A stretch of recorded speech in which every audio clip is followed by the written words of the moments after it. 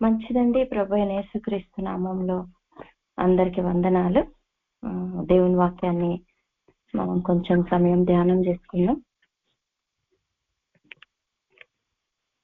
చదువుకుందాం. జకరియా గ్రంథం 1వ అధ్యాయం 17వ వచనాన్ని చదువుదాం. ఎవరన్నా చదవండి. జకరియా గ్రంథం 1వ అధ్యాయం 17.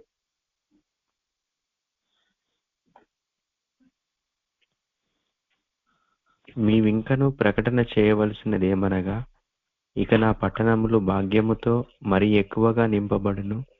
ఇంకను యెహోవా సీయోనును ఓదార్చును, యెరూషలేమును ఆయన ఇకను కోరుకొనును. ప్రార్థన చేసుకుందాం. పరిశుద్ధుడు తండ్రి, మీకు వందనాలు. కృపా కనికరం కలిగిన దేవా, మీకే వందనాలు ప్రభా. నీ వాక్యం సెలవిస్తున్నట్టుగా నువ్వు ఇంకనూ ప్రకటన చేయవలసి ఉన్నది ఏమనగా అంటున్నావు ప్రభా. అయా యెరూషలేమును నువ్వు ఇంకా కోరుకుంటున్నావని, పట్టణాలు భాగ్యంతో మరి ఎక్కువగా నింపబడుతుందని సీయోనును ఓదారుస్తానంటున్నావు దేవా.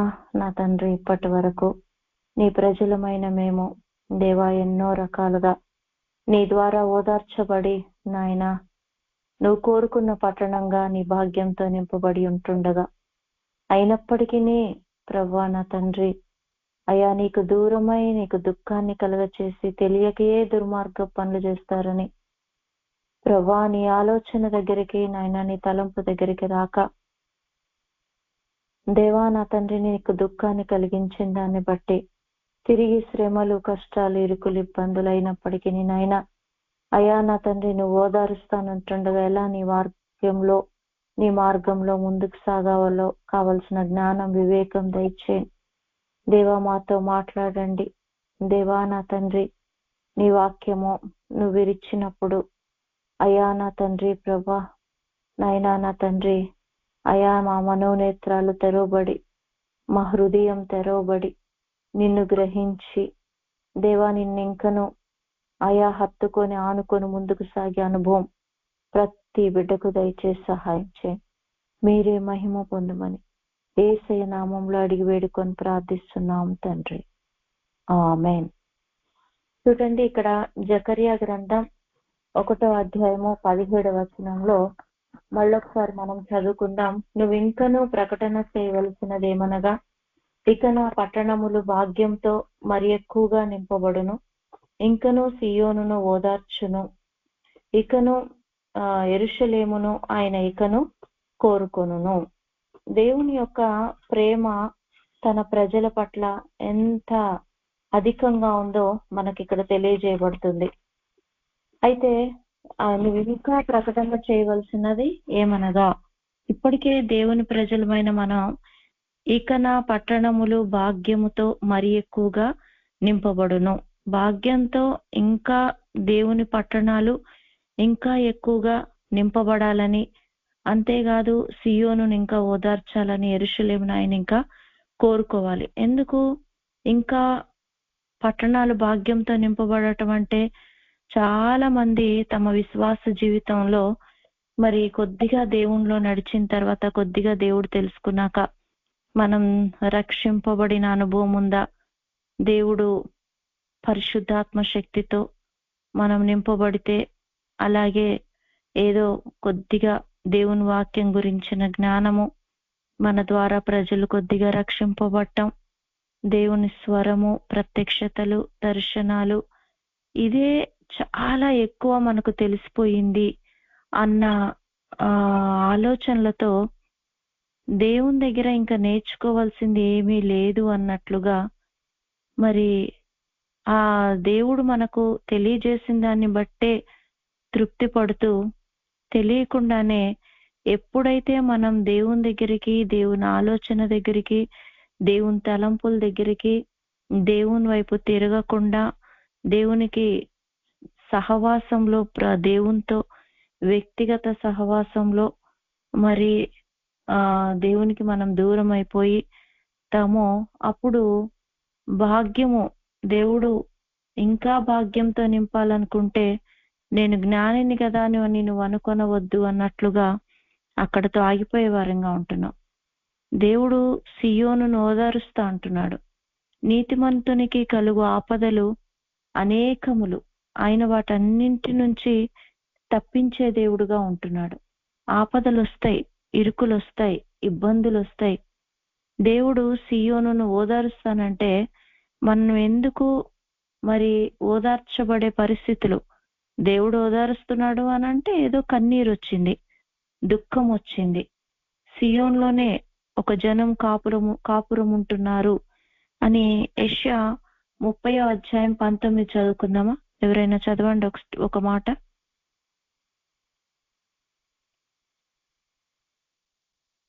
సియోనులో యెరూషలేములో కాపురముండును.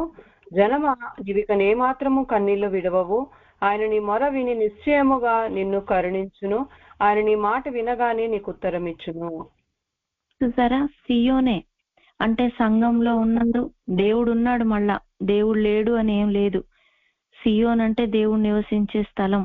ఒకవైపు దర్శనాలు ఉంటున్నాయి, దేవుడు స్వరం తోడుగా ఉంటుంది, మళ్ళా ప్రత్యక్షతలు, మాట్లాడితే భాషలు అన్ని సియోనే. కానీ ఓదార్చేవారు లేరు. కొన్ని విషయాలలో కొన్ని దుఃఖాలు ఇంకా కొట్టివేయబడలేదు. పేరుకి అంతా బానే ఉంది, దేవునికి సమీపంగా లేరా అంటే అంతా బాగుంది, కానీ దుఃఖమే ఉంది. ఇంకా ఓదార్చబడే పరిస్థితులు లేవు. యెరూషలేమును ఆయన ఇంకా కోరుకొనును. దేవుడు నిన్ను కోరుకుంటున్నాడు, కానీ ఇంకా దేవుడు కోరుకునేంతగా ఆయనకి సమీపంగా ఉండలేకపోతున్నాం. అందుకే జకర్యా ప్రవక్త 1వ అధ్యాయంలోనే చెప్తూ 3వ వచనంలో ఒకసారి చదువుతారా? జకర్యా 1:3.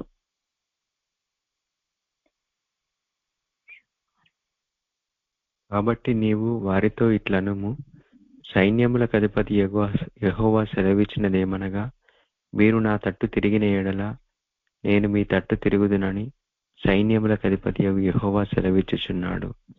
ఇదే సైన్యములకు అధిపతి యెహోవా. అదే, మీరు నా తట్టు తిరిగితే నేను మీ తట్టు తిరుగుతా.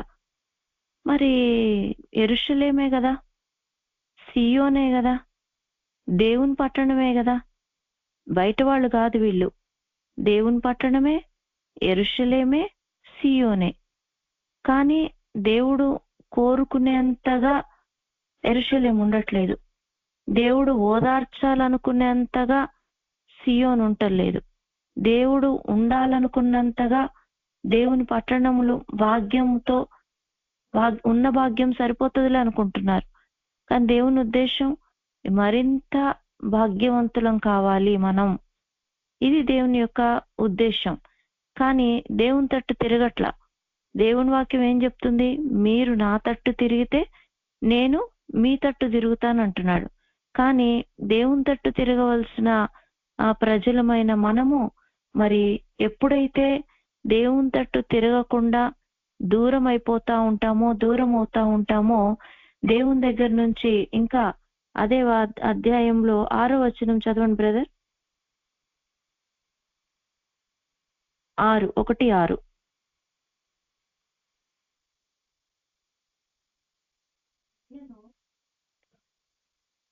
చదవండి. ఆయన సేవకులైన ప్రవక్తలు నేను సెలవిచ్చిన మాటలను కట్టడలను మీ పితరుల విషయంలో నెరవేరలేదా? నెరవేరగా వారు తిరిగి మన ప్రవర్తనను బట్టి క్రియలను బట్టి యెహోవా మనకు చేయదలసిన ప్రకారముగా ఆయన అంతయు మనకు చేసి ఉన్నాడని చెప్పుకొనిరి. అది మన ప్రవర్తనను బట్టి క్రియలను బట్టి యెహోవా మనకు చేయదలిచిన ప్రకారముగా ఆయన అంతయు మనకు చేసి ఉన్నాడని చెప్పిరి. ఎక్కడ తప్పిపోతుందంటే ప్రవర్తనలో తప్పిపోతుంది. ఎక్కడ తప్పిపోతుందంటే క్రియల్లో తప్పిపోతుంది. ప్రవర్తన, క్రియలు. ఎందుకు ఈరోజు దుఃఖం? ఎందుకు ఈరోజు దేవుడు భాగ్యంతో నింపబడాలంటే మరి మనం భాగ్యంతో నింపబడాల్సింది లోకంలో అన్యజనులు, దేవుణ్ణి ఎరగని ప్రజలు, వారు నీ మీద ప్రభుత్వం చేసే రీతిగా నిన్ను ఇవి చూడండి, యోనాను పోయి ఓడ యజమాని పోయి నిద్రపోతా అనే పరిస్థితి. ఎంత గొప్ప సర్వోన్నతుడైన దేవుని ప్రవక్త అతన్ని ఒక అన్యజనుడు వచ్చి పోయి నిద్రపోతా అనే పరిస్థితి ఎందుకు వచ్చింది? సౌలు ఒకప్పుడు దేవుని ప్రవక్తలతో ఉండి దేవుని దగ్గర నుంచి ప్రవచనాలు పలికి నా సౌలు చివరికి ఒక దినాన సియోనే యెరూషలేమే కానీ కర్ణపిచాచి దగ్గర యుద్ధంలో నేను గెలుస్తానా లేదా అని అడిగే పరిస్థితి దేవుని ప్రవక్తల దగ్గర కాదు, లోకంలో వెళ్ళిపోయే పరిస్థితి ఎందుకు వచ్చింది సౌలుకి అంటే దేవుని తట్టు తిరగటంలో, ప్రవర్తనలో తప్పిపోయాడు. క్రియల్లో దేవునికి ఒక క్రియ తర్వాత ఇంకొకటి తర్వాత ఇంకోటి తప్పులు చేసుకుంటూ పోతూ పశ్చాత్తాపం లేకుండా దేవుని తట్టు తిరగకపోవటం మూలన సౌలు మరి ఆ దుఃఖం కలగజేసే పరిస్థితులు, అన్యజనులు అతని మీద ప్రభుత్వం చేసే పరిస్థితి, చివరికి ప్రాణం పోగొట్టుకునే పరిస్థితి సౌలుకి ఏర్పడింది. కానీ దావీదు నిజమే దేవునికి దుఃఖకరమైన తప్పులే చేసుండొచ్చు, కానీ ఎంత త్వరగా దేవుని వైపు తిరిగాడంటే అసలు నాకు దావీదు చేసే ప్రార్థనలో, ఆ మహారాజ్ చేసే ఆ ప్రార్థనలు, ఆ పశ్చాత్తాపం, ఒక మాట నా హృదయం ఎప్పుడు, నా మనసు ఎప్పుడు దావీదు మహారాజ్ అన్న మాట, దేవా నేను పొగ తగిలిన సిద్ధె వలె అయితిని. ఎంత అద్భుతం చూసారా. ఒక దీపం అంట పూర్వకాలం, ఇప్పుడు చాలా మందికి తెలియట్లేదు కానీ అది దీపం, సాయంత్రం పూట వెలిగించే దీపం. నేను చూసేదాన్ని మా పల్లెటూరులో. సాయంత్రం అయ్యేసరికి ఆ ఇంటికి పెద్దవాళ్ళు ఎవరో ఒకళ్ళు అదొక పెద్ద పని, కూర్చొని ఆ దీపానికి ఉన్న మసి పట్టిపోతుంది. ఆ నైట్ అంతా అది వెలిగి వెలిగి వెలిగి వెలిగి ఆ దీపం చుట్టూ దాని చుట్టూ ఒక మసి తగులుతుంది అనమాట. ఎప్పుడైతే అది దీపమే, చాలా బాగా వెలిగే దీపమే, దానికి ఒత్తి ఉన్నది బానే, ఆ విధంగానే చక్కగా కిరోసిన్ ఉంది వెలగడానికి కావాల్సింది, అయినప్పటికీ అదంతా కూడా కావలసినంత వెలుతురు ఆ రూమ్కి ఇవ్వదు. అది ఇంతకుముందు వెలిగిందే, మళ్ళా బాగా వెలిగిందే, కానీ ఇప్పుడు ఎందుకు స్పష్టంగా వెలగడం లేదు అని అంటే దానికి మసి పట్టిపోయింది అనమాట. ఎప్పుడైతే మసి పట్టిందో ఆ దీపము సరి అయిన వెలుతురు ఇవ్వటం లేదు. ఆ వెలుతురు ఇవ్వకపోతే ఆయన వచ్చి దేవుని దగ్గర అడుగుతాడు. 119వ కీర్తన 84వ వచనం,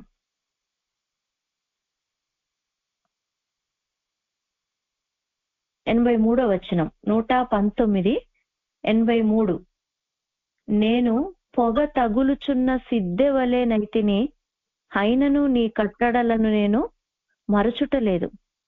నేను పొగ తగులుచున్న సిద్ధె వలె నైతిని. సిద్ధే పొగ తగిలిందనమాట. అయితే ఆ పొగ తగిలిన సిద్ధెలు ఎప్పుడైతే మన ఆత్మీయ జీవితానికి పొగ తగులొద్దు. ఆ పొగ తగిలితే ఎప్పుడు కూడా ఎంత మండే దీపమైనా స్పష్టంగా వెలుతురివ్వదు. మనం దేవుని కోసం చాలా మండుతున్నాం, సేవ చేస్తున్నావేమో, సువార్త ప్రకటిస్తున్నావేమో, ప్రార్థన బాగా చేస్తున్నావేమో, దర్శనాలు, ప్రత్యక్షతలు, వరాలు అన్ని ఉన్నాయేమో, ఆ భాగ్యం సరిపోదు దేవుడికి. నీ దుఃఖమంతా కొట్టేయాలని దేవుడి యొక్క ఉద్దేశం, నీకున్న అవమానమంతా కొట్టేయాలని దేవుడి యొక్క ఉద్దేశం. దేవుడు నిన్ను ఇంకా ఇంకా ఇంకా కోరుకోవాలని. అందుకే చూడండి ప్రకటనలో కూడా ఎప్పుడు అంటాడు దేవుడు, అయినను తప్పు ఒకటి నీ మీద మోపవలసి ఉన్నది, అయినా ఇంకెక్కడో నువ్వు సరి చేసుకోవాల్సింది ఉంది, ఇంకెక్కడో దేవుని దగ్గర తెలుసుకోవాల్సి ఉన్నది. అందుకే ఇక్కడ నేను పొగ తగులుచున్న సిద్ధి వలెనైతిని. ఎంత పశ్చాత్తాపం చూడండి ఆ దేవుని దగ్గర. ఆయన హృదయాన్ని ఎందుకు దావీదును దేవుడు హృదయానుసారుడు, మన హృదయానికి కూడా. నాకు ఆ దీపాన్ని ఎప్పుడైతే వారు రోజు శుద్ధి చేసినప్పుడు అది మళ్ళీ దీపం స్తంభం మీద పెడితే ఎంత చక్కగా అది వెలుతురిస్తుంది. అలాగే ఈ దినాన మనం దేవుని తట్టు తిరిగే వారంగా, దేవుని వైపు తిరిగే వాళ్ళంగా, దేవుని వైపు మళ్ళుకునే వాళ్ళంగా. మన పితరులు చాలా మంది అలా దేవుని వైపు తిరగకుండానే వాళ్ళు ఉన్నదాంతోనే తృప్తి పొందిపోయారు. కానీ ఈరోజు వాక్యం వింటున్న మనం అలాంటి అనుభవం కాదు, ఇంకా ఉన్నతమైన అనుభవం ఇవ్వాలనే దేవుడు ఈ రాత్రికాల సమయంలో మనతో మాట్లాడుతున్నాడు. మనం ఇంకా భాగ్యంతో నింపబడాలి. నీకు ఇప్పుడున్న దర్శనాల కంటే, నీకు ఇప్పుడున్న అన్నిటికి మించి దేవునితో నీకు ఇప్పుడున్న సంబంధం కంటే ఇంకెక్కువగా మరి ఉండాలని దేవుడు కోరుతున్నాడు. అందుకే చూడండి, ఏదో దేవుడు నిన్ను శత్రువు చేతికి అప్పగిస్తే వారు ఇంకెక్కువగా నిన్ను బాధ పెట్టారు. ఆ శత్రువు నిన్నింకెక్కువగా నలిపివేశారేమో. ఇంకా యోవేలు గ్రంథం 1వ అధ్యాయము 27వ వచనం 2వ అధ్యాయం 27వ వచనం చదువుదామా? యోవేలు గ్రంథం 2:27.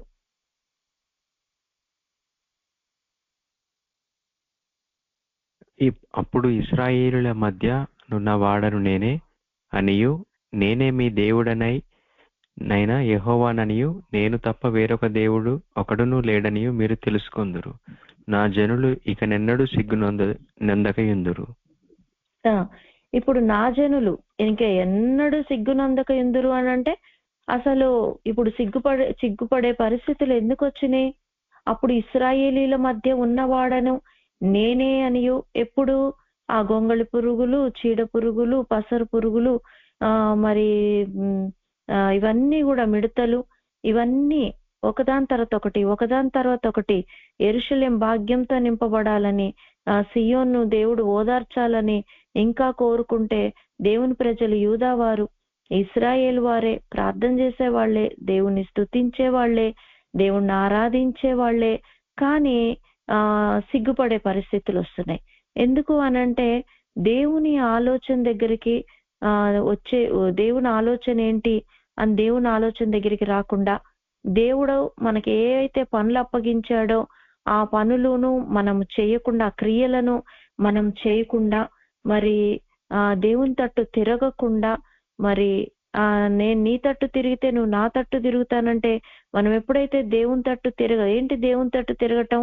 మీరు తర్వాత చదవండి, యోవేలు గ్రంథం 2వ అధ్యాయంలో మొదటి వచనాల్లో దేవుని వాక్యం సెలవిస్తుంది, ఇదిగో మీ హృదయాలను ఏదో వస్త్రాలను చింపుకోకండి, మీ హృదయాలను, 2వ అధ్యాయము 12వ వచనం, ఇప్పుడైనను మీరు ఉపవాసం ఉండి కన్నీళ్లు విడుచుచు దుఃఖించుచు మనపూర్వకంగా తిరిగి నా యొద్దకు రండి అని చెప్తూ దేవుని వాక్యం సెలవిస్తుంది.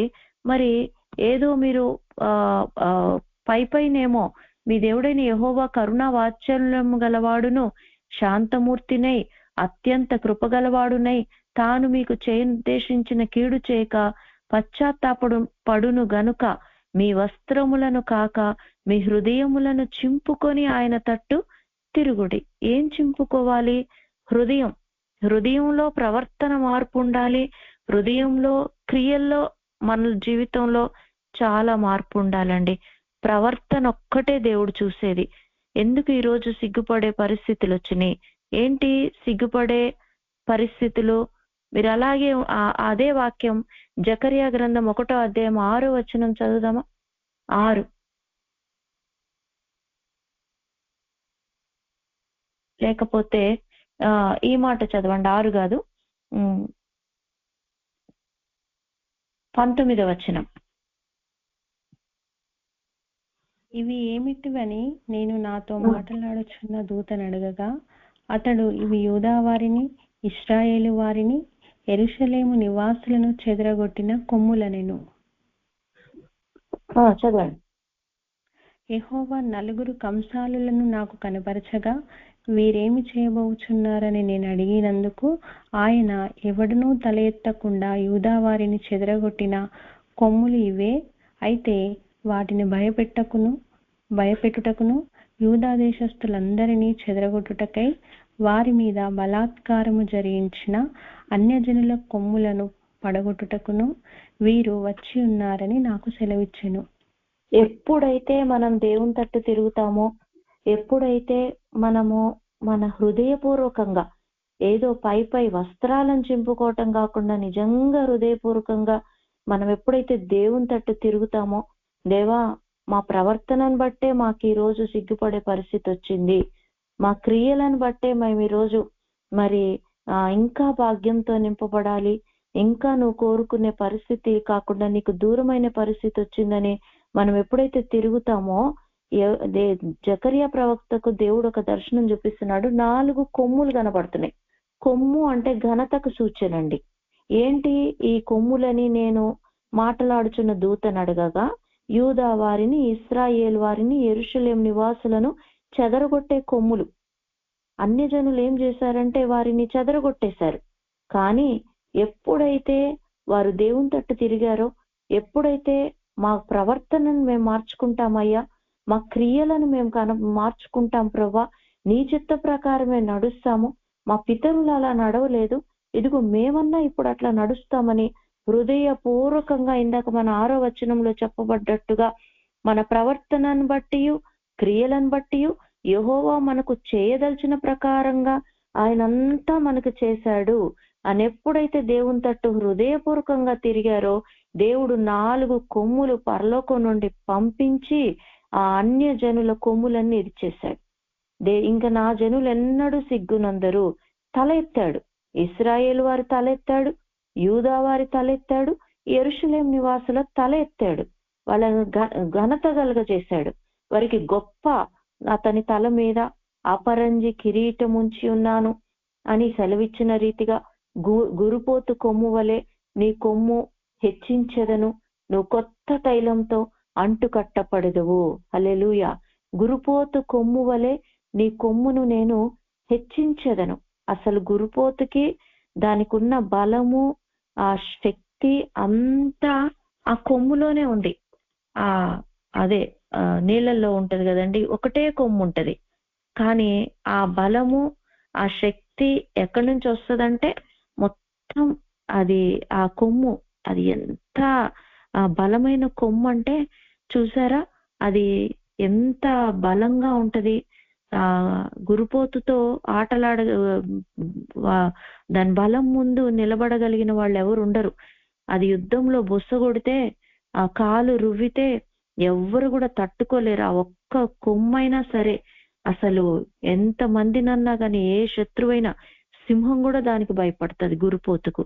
అది ఆ ఒక్క కొమ్ముతో నిజంగా భూమిలో ఎంతో లోతుగా చూడండి, ఎంత శ్రేష్టమైన నల్ల పసుపు, అవన్నీ కూడా అడవిలో ఎక్కడో లోతైన ప్రాంతంలో ఒక చిన్న ముక్క తింటేనే ఎంతో బలం, ఎంతో శక్తి.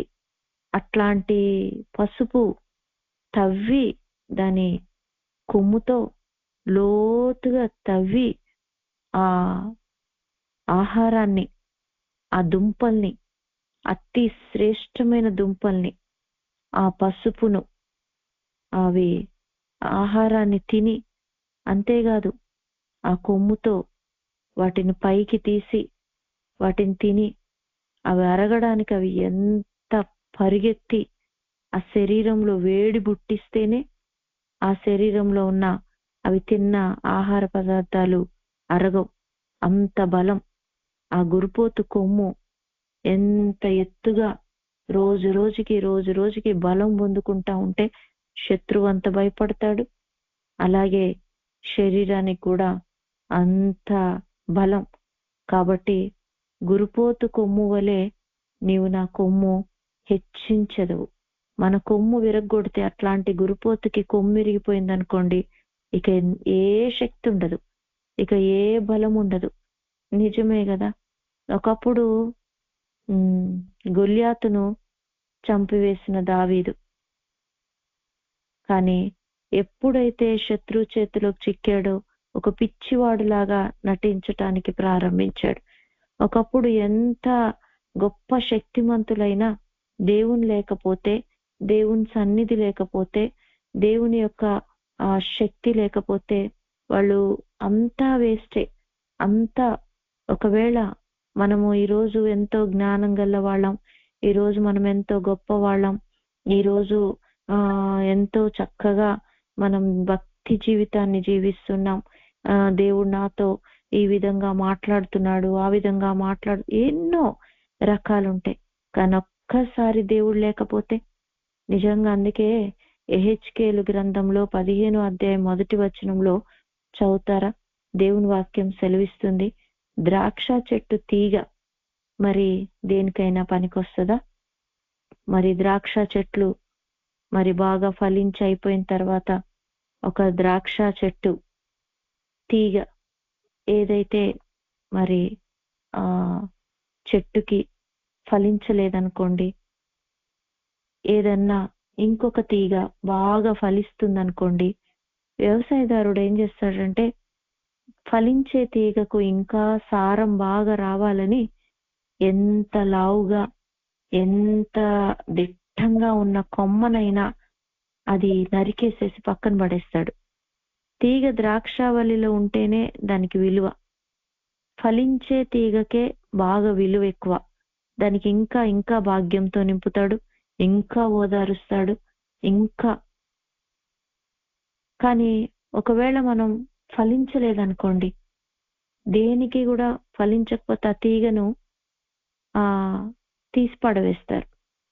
ఎహెచ్కేల్ అనే భక్తుడు ద్రాక్ష చెట్టు తీగను గురించి చెప్తూ, ఆ తీగ మరి ఇంకా దేనికి పనికొస్తుంది? ఒక వేప చెట్టు కావచ్చు, ఒక టేకు చెట్టు కావచ్చు, ఒక గంధపు చెట్టు కావచ్చు, ఏ చెట్టు అయినా సరే ఒకవేళ అది నరికి వేయబడిన తర్వాత పొయ్యిలో కట్టెల కన్నా వస్తువుల కన్నా చివరికి ఒక మేకు తయారు చేయటానికన్నా పనికొస్తుంది. కానీ ద్రాక్ష చెట్టు తీగ దేనికి పనికొస్తుంది? దేనికి పనికి రాదు. చదువుతారా 15:1-2 ఎహెచ్కేలు గ్రంథము. మరియు యెహోవా నాకు ప్రత్యక్షమై నాకు సెలవిచ్చెను, నరపుత్రుడా, ద్రాక్ష చెట్టు కర్ర అడవి చెట్లలోనున్న ద్రాక్ష చెట్టు కర్ర తక్కిన చెట్ల కర్ర కంటే ఏమైనా శ్రేష్టమా? ఏ పనికైనను దాని కర్రను తీసుకుందురా? ఏ యొక్క ఉపకరణం తగిలించుటకై ఎవరైనా దాని కర్రతో మేకైనను చేయుదురా? అది పొయ్యికే సరిపడును కదా. అగ్ని చేత దాన్ని 2 కొనలు కాల్చబడి నడుము నల్లబడిన తర్వాత అది మరి ఏ పనికైనా తగునా? కాలక అది ఏ పనికి పనికిరాదు ఆ ద్రాక్ష చెట్టు తీగ. అలాగే మనం కూడా ద్రాక్ష చెట్టు అయిన యేసు ప్రభుతో అంటుకట్టబడ్డంత సేపు బానే ఉంటది. ఒక్కసారి మనం పనికిరాని తీగల్లాగా గనక మారిపోతే ఏ పనికి కూడా ఆ ద్రాక్ష చెట్టు తీగ ఇక పనికిరాదండి. ఈరోజు దేవుని మార్గంలో నడుస్తున్న మనం కూడా అంతే. నువ్వు యెరూషలేం కావచ్చు, యూదా కావచ్చు, సియోను కావచ్చు, ఎంత ఘనకార్యాలు జరిగించిన వ్యక్తివైనా కావచ్చు, అయితే ఎంతసేపు అనంటే ద్రాక్ష చెట్లో ఉన్నంత మటుకే.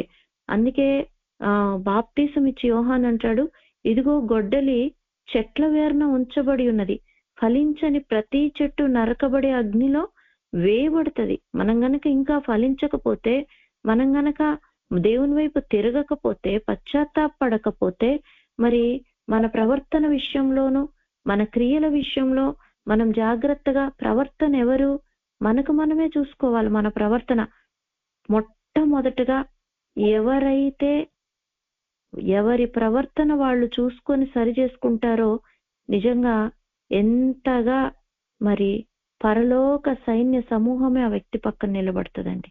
నిజం, మన ప్రవర్తన చాలా ముఖ్యం. చూడండి, దేవుని వాక్యం సెలవిస్తుంది. ఇర్మియా గ్రంథం 32:19 చదువుకుందాం. ఇర్మియా 32:19.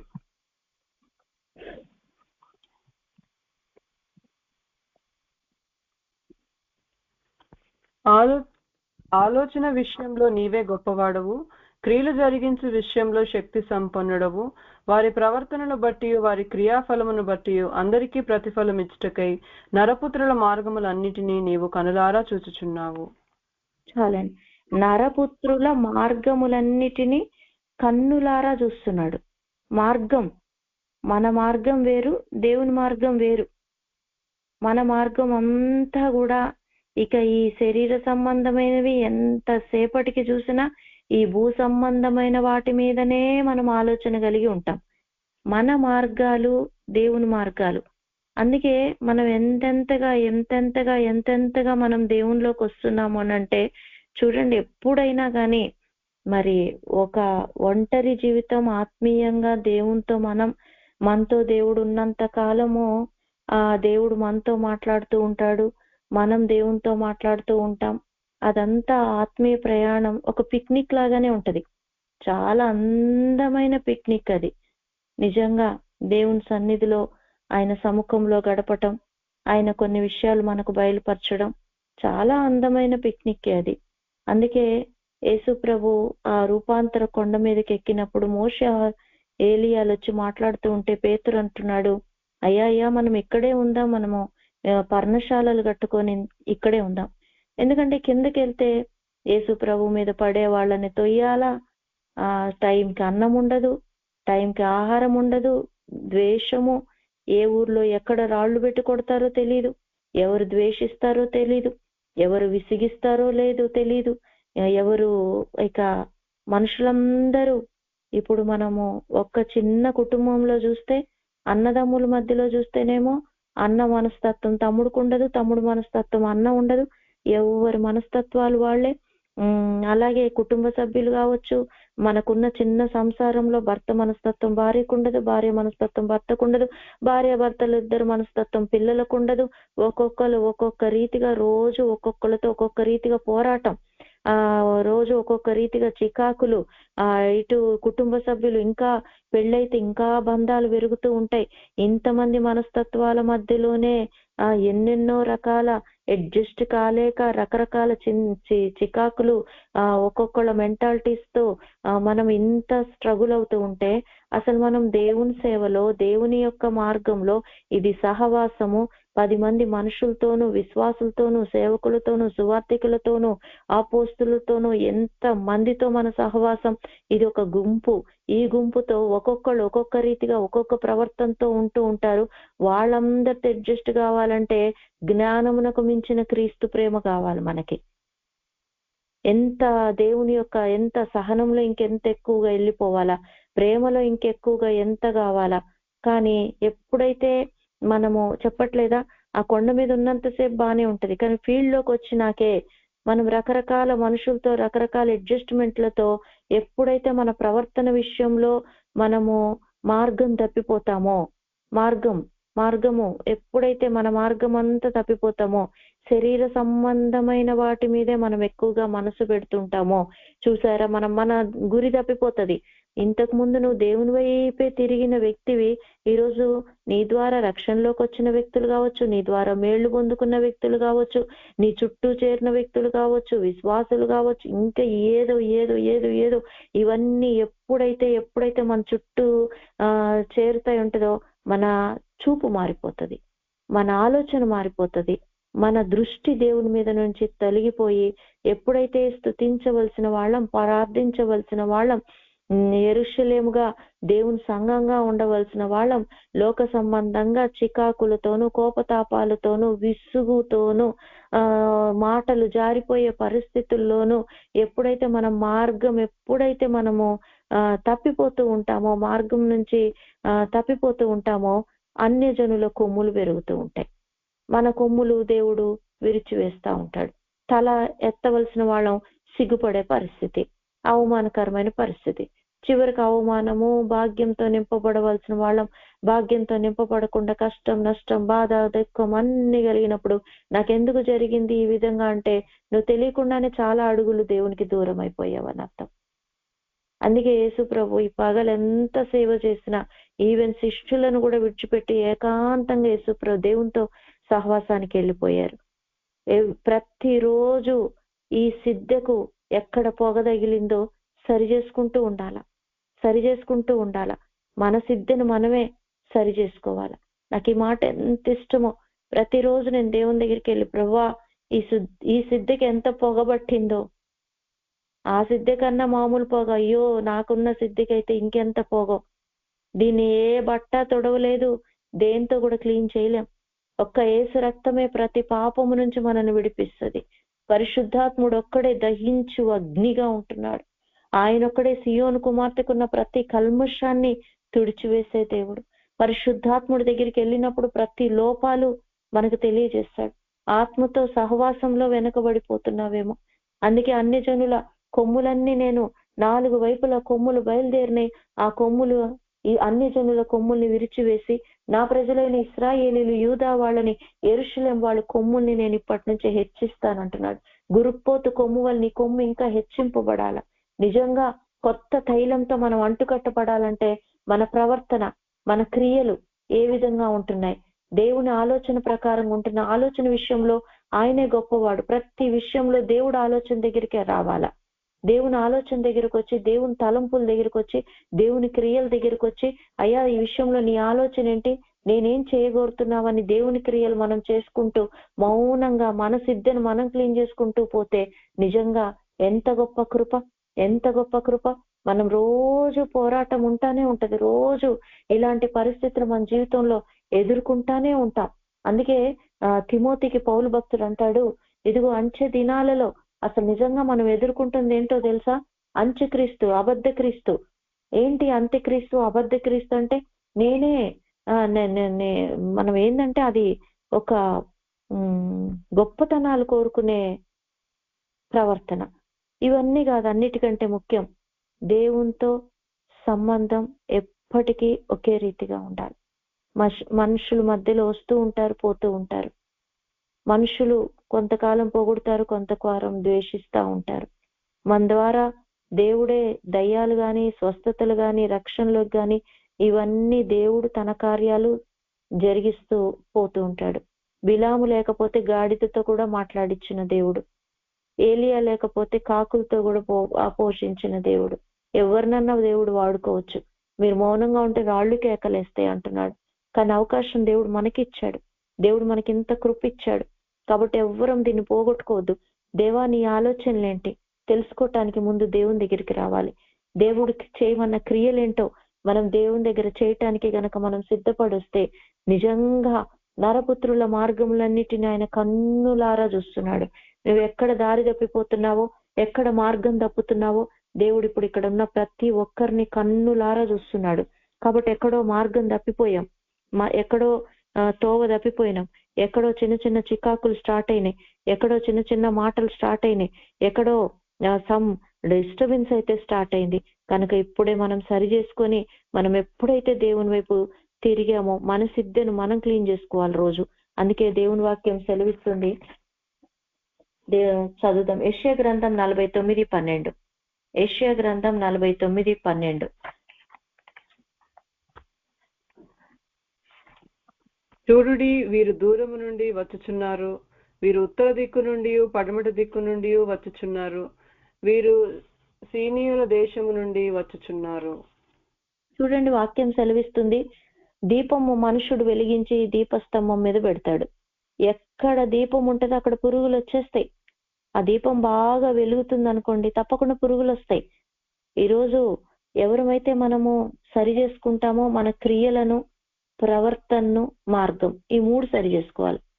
క్రియలు, ప్రవర్తన, మార్గం. చదవనవసరం లేదు. యెషయా గ్రంథం 41:9 దేవుని వాక్యం సెలవిస్తుంది. 41వ అధ్యాయము 2వ వచనంలో తన ప్రవర్తన ఇంతట్లో నీతిని జరిగించు వానిని తూర్పు నుండి రేపి పిలిచిన వాడెవడు, అతడికి దేవుడు జనులను అప్పగిస్తున్నాడు. ప్రవర్తన అంతట్లో మనము నీతిని, ఇక్కడ ప్రవర్తన అంతట్లో మనము తన ప్రవర్తన అంతట్లో నీతిని జరిగించు వానిని తూర్పు నుండి రేపి పిలిచిన వాడెవడు. ప్రవర్తన అంతట్లో నీతి ఉండాలి. ప్రవర్తన అంతట్లో దేవుడు ఆలోచన ఉండాలి. ప్రవర్తన అంతట్లో దేవుని క్రియలు ఉండాలి. ప్రవర్తన అన్నిటికంటే ముఖ్యమైనది. మనము ఎన్ని 9 వరాలు కలిగి ఉన్నామో లేదా అనేది కాదు అసలు ఇంపార్టెంట్. మన ప్రవర్తన దేవునికి ఎట్లా ఉంది, మనం ఎలా, మన నడక ఎట్లుంది, మన ప్రవర్తన ఇతరుల పట్ల మన ప్రవర్తన ఎట్లా ఉంది, మనము దేవుని పట్ల, దేవుని వైపు మనం ఎంత మటుకి తిరుగున్నామో, ఇది దేవుని ఆలోచన ప్రకారం నడుస్తున్నామా లేదా, దేవుడు చేయమన్న క్రియలను మనం చేస్తున్నామా లేదా, ఇది గనక మనం సరి చేసుకుంటే తూర్పు దిక్కు నుంచి పడమటి దిక్కు నుంచి చాలా దూరం నుంచి దేవుడు ఇప్పుడు ప్రజల్ని నడిపించబోతున్నాడు. తప్పకుండా అటువంటి ప్రజలు మన దగ్గరికి తండోపతండాలుగా విస్తారంగా. ఒకసారి మేము ఇక్కడ మాకు ఒక గ్రామం, పల్లెటూరు ఉంది. అది ఒక 20 అదే 10 కిలోమీటర్లు ఉంటుంది అనుకుంటా. ఒక 10 కిలోమీటర్లు ఉంటుంది. 12 కిలోమీటర్లు ఉంటుంది. అక్కడి నుంచి దగ్గరగా ఒక 50 మంది మా సంఘానికి వస్తారు. అదొక 200 మంది ఉండే గూడెం. ఆ గూడెంలో దగ్గరగా ఒక 50 కుటుంబాలు నమ్ముకున్నారు. అందరూ మా దగ్గరకు వస్తారు. నాకు దేవుడు బయలుపరిచాడు ఆ గ్రామానికి ఆదివారం మొదలుపెట్టి ఒక సేవకుల్ని పంపాలని. వెంటనే దేవునికి లోబడి 50 మంది, 60 మంది, 70 మంది, 80 మంది, నేనైతే తక్కువే చెప్తున్నా కానీ ఎక్కువ మంది వాళ్ళు దగ్గరికి ఇంకా మేమేం చేసామంటే మీరు అని అక్కడికి ఒక సేవకులను పంపించి ఒక భార్యాభర్తల్ని సేవకులను ఆ ప్రాంతానికి పంపించి వాళ్ళకు పూర్తిగా మేము పరిచర్యను అప్పగించేసాం. నేను ఆ రాత్రి అనుకున్నాను, చిన్న శరీర సంబంధమైన మనసు నా హృదయంలోకి వచ్చి రేపు వాళ్ళు కూర్చుని ఆ ప్లేస్ అంతా 50 మంది సంఘంలోంచి వెళ్ళిపోయారంటే అంటే సంఘంలోంచి మా అన్నంతటి మనమే పంపించాము, కానీ 50 మంది రారంటే ఆ సంఘంలో ఎంత తక్కువ ఉంటారు. నేను అనుకున్నా తగ్గిపోతారు కదా, రేపైతే చాలా లైట్గా ఎక్కడో ప్రజలు అక్కడక్కడ ఉన్నట్టుకుంటారేమో, బాగా తక్కువ మంది వస్తారు రేపు అనుకుంటా. నేను ఒక రకమైన చిన్న నిరుత్సాహం నాకు తో నేను ఆదివారం చర్చికి వెళ్తే అసలు ఆ 50 మంది ఉన్న ప్లేస్ అంతా ఇంకా కిటకిటలాడుతా ఇంకా ముందుకు జరగండి అలా అన్న పరిస్థితి వచ్చింది. వాళ్ళెవరో నాకు తెలియదు, కానీ దేవుడు ఎక్కడెక్కడి నుంచో కొత్త వాళ్ళని తీసుకొని వచ్చి ఆ ప్లేస్ ఫిల్ చేసేసాడు. నేనే స్థలం అయితే అనుకుంటున్నానో అది ఖాళీ లేదు.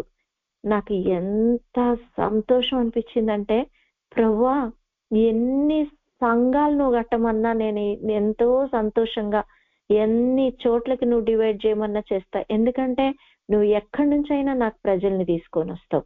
అది తూర్పు నుండి తీసుకొస్తావో, పడమటి నుంచి తీసుకొస్తావో, మరి ఆ విధంగా కేనీల దేశం నుండి తీసుకొని వచ్చే దేశం నుండి ఇతర దేశాల నుంచి కూడా దేవుడే తీసుకొస్తా అంటున్నాడు.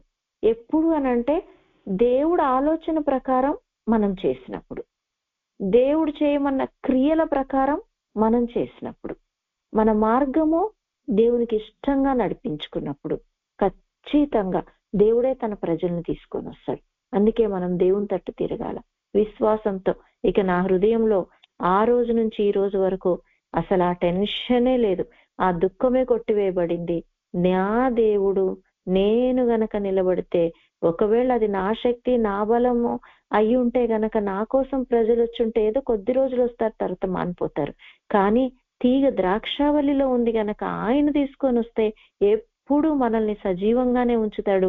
ఒకవేళ ఆయన లేకపోతే ఏముంది, మనం గనక మార్గం తప్పిపోయి ఆయన ఆలోచన దగ్గరికి రాకుండా, ఏంది దేవా 50 మందిని ఇవ్వటం అంటే ఏంటి మాటలు అనుకున్నావా, ఇది దేవుని స్వరం కాదులే అని నేను ఒకవేళ దేవుని ఆలోచన ప్రకారం నడిచి ఉండకపోతే ఆ 50 మంది కూడా తగ్గిపోయే వాళ్ళేమో క్రమక్రమంగా. ద్రాక్ష చెట్టు తీగ ఏమన్నా మేగ్గొట్టుకోవటానికన్నా పనికి వస్తుందా? ఏం రకంగా. అందుకే ఒక యజమానుడు పనివాతని పనిలోంచి తీసేస్తానన్నప్పుడు ఆయన ఆలోచించి ఏమన్నాడు తెలుసా, అయ్యో నేను భిక్షమెత్తలేను తవ్వలేను, మంచి సుఖానికి అలవాటు పడ్డా, ఇప్పుడు నేను భిక్షమెత్తి తవ్వ పరిస్థితి లేదు అనుకున్నాడు. నిజమే, అలాంటి పరిస్థితి, మళ్ళా తిరగట్లు విసిరే పరిస్థితి, మళ్ళీ నష్టపోయే పరిస్థితి, మళ్ళా వెనక్కి వెళ్ళిపోయే పరిస్థితి, అన్ని జనులు నీ మీద అధికారం చేసే పరిస్థితి, నీ కొమ్ములు హెచ్చింపబడ్డ కొమ్ములు గురుపోతుకు కొమ్ము ఎరగదీస్తే ఏముందండి, అలాగా మనల్ని మన కొమ్ము ఇరిగిపోతే ఏం లాభం. కానీ నీ కొమ్ముని ఈ రోజు దేవుడు ఇంకా నా పట్టణములు బలం భాగ్యంతో నింపబడుతుంది, దేవుడు ఇంకా సియోను ఓదారుస్తాను, దేవుడు ఇంకా యెరూషలేమును కోరుకుంటానంటుండగా ఆ కొత్త తైలంతో నింపబడటానికి మనం దేవుని తట్టు తిరిగి ప్రవర్తనను మార్గం మార్చుకొని ముందుకు సాగుదాం. అందుకే దేవుని వాక్యం సెలవిస్తుంది, కీర్తన 132:15. కీర్తన 132:15. ఎప్పుడైతే మనం అట్లా ఉంటామో దేవుడు కోరుకున్న స్థానంగా మనం మారిపోతాం. దేవుని యొక్క సియోను మనమే. చదవండి. దాని ఆహారమును నేను నిండారులుగా దీవించెదను, దానిలోని బీదలను ఆహారంతో తృప్తిపరచెదను. చూసారా, దాని ఆహారమును నిండారులుగా దీవించెదను, దానిలోని బీదలను ఆహారంతో తృప్తిపరచెదను. ఇక్కడ చూడండి 13 వచనం. యెహోవా సీయోనును ఏర్పరచుకొని ఉన్నాడు, తనకు నివాస స్థలముగా దానిని కోరుకొని ఉన్నాడు. చదవండి. ఇది నేను కోరిన స్థానము, ఇది నిత్యము నాకు విశ్రమ స్థానముగా నుండును, ఇక్కడనే నేను నివసించెదను. చూసారా, ఇది నేను కోరిన స్థానం, ఇది ఎప్పుడు నిత్యము విశ్రమ స్థానం. ఎప్పుడైతే దేవుడు మనలో ఎల్లవేళలా ఉంటాడో, ఎప్పుడు నివాసం ఉండేటట్టుగా, అన్నిటికంటే ముఖ్యంగా దేవుడు మనలో ఎప్పుడు నివాసం ఉండేటట్టుగా మనం చూసుకోవాలి. ఆయన మన ప్రవర్తనను బట్టి దుఃఖపడి వెళ్ళిపోయేటట్టుగా ఉండకూడదు.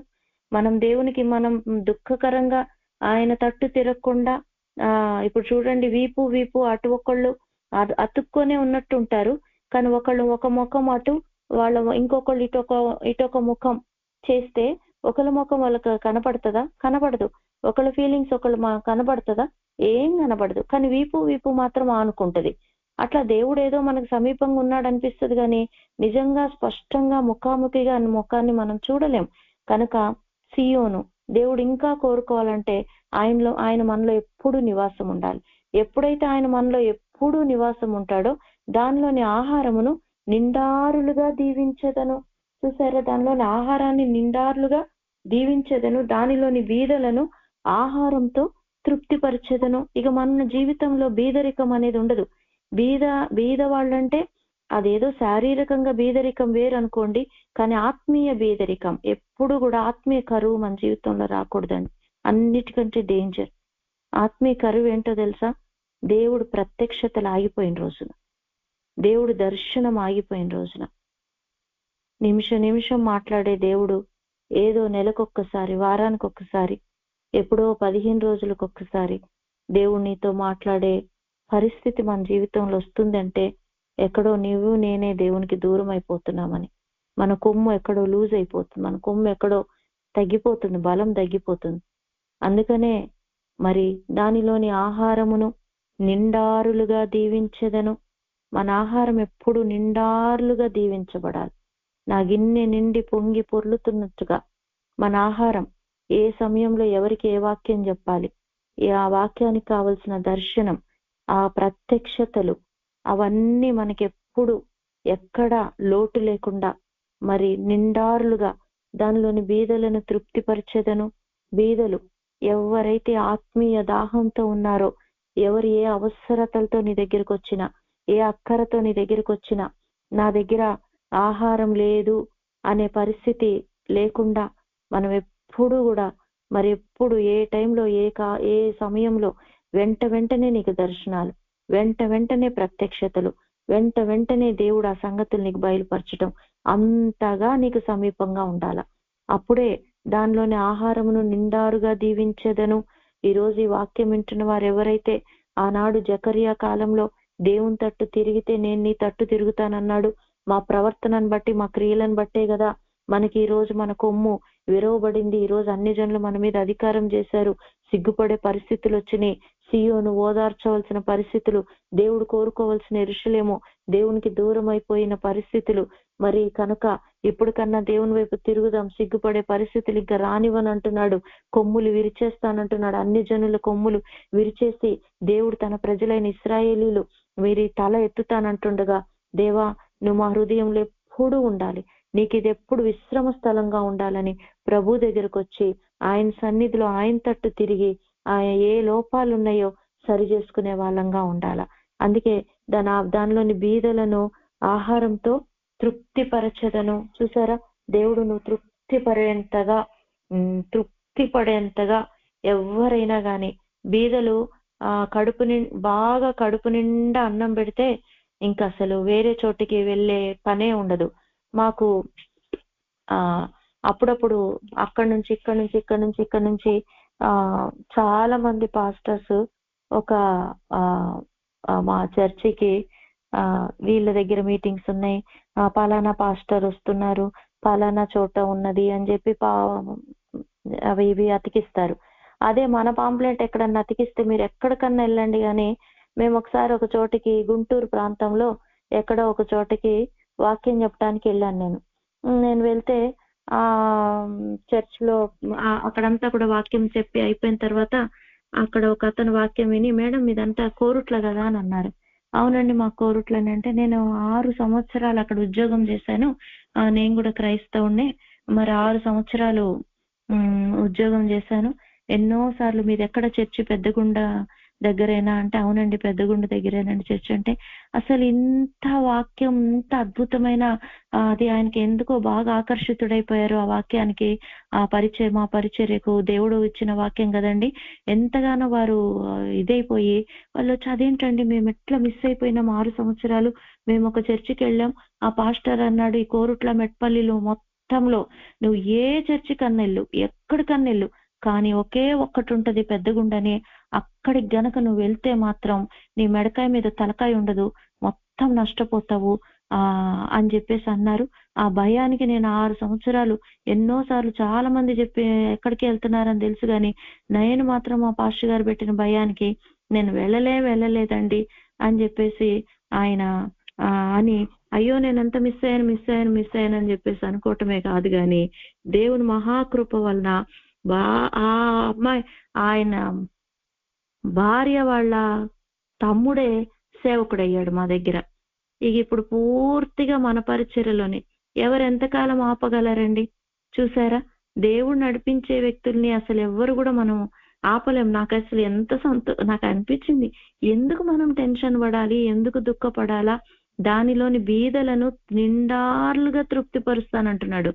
ఎవరు ఎటువంటి బీద స్థితిలో ఉన్నా అది అంటే నేనేమంటున్నా అంటే అట్లా మాకు ఎంతమంది పోని అక్కడ వాళ్ళు మా దగ్గరికి రానివ్వరు, కానీ మా దగ్గర ఉన్న వాళ్ళని మాత్రం నేను ఎప్పుడు కూడా ఏ వాల్ పోస్టర్ వచ్చినా ఏ మీటింగ్ వచ్చినా మీరు వెళ్ళకండి, అక్కడికి వెళ్ళకండి, ఇక్కడికి వెళ్ళకండి అని నేను ఎప్పుడు చెప్పను. ఎందుకు అని అంటే నా పిల్లలకి నేను కడుపు నిండా అన్నం పెట్టిన తర్వాత ఇంకా వాళ్ళకి ఎక్కడికి తృప్తి అయిపోయిన తర్వాత ఇంకెక్కడికి పోతారు? వెళ్ళబుద్దే కాదు. ఇక్కడే మన ఇంట్లో మన పిల్లలకి కడుపు నిండా అన్నం పెడితే పక్కింటికి వెళ్ళి తినాలని అనుకుంటారా? ఆహారం సరిగా లేకపోతేనే మనకంటే బెటర్ కర్రీ పక్కనింట్లో ఉంటే మన ఇంట్లో కంటే బెటర్ది ఇంకేదన్నా ఉంటే అప్పుడు అక్కడికి వెళ్ళటానికి మన పిల్లలు ఇష్టపడతారు. మనమే అన్ని చికెన్ మటన్ పంచభక్ష పరిమాణాలు 24 గంటలు మంచి ఆహారం సమృద్ధిగా నీకు ఇంకా గిన్నె నిండి పొర్లేటట్టుగా ఆహారం ఉంటే ఇంకెక్కడికి వెళ్తారు? అందుకే చూడండి యేసు ప్రభు కూడా మార్కు సువార్త 8వ అధ్యాయం 8వ వచనం చదువుదామా? మార్కు సువార్త 8వ అధ్యాయం 8వ వచనం చదవండి.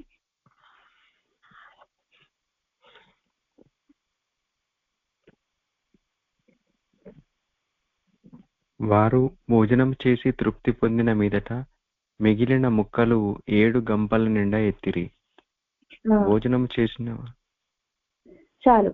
ఇక చూడండి యేసు ప్రభు 7 రొట్టెలు ఎన్ని రొట్టెలు ఉన్నవని వారిని అడగగా వారు 7 అనిరి.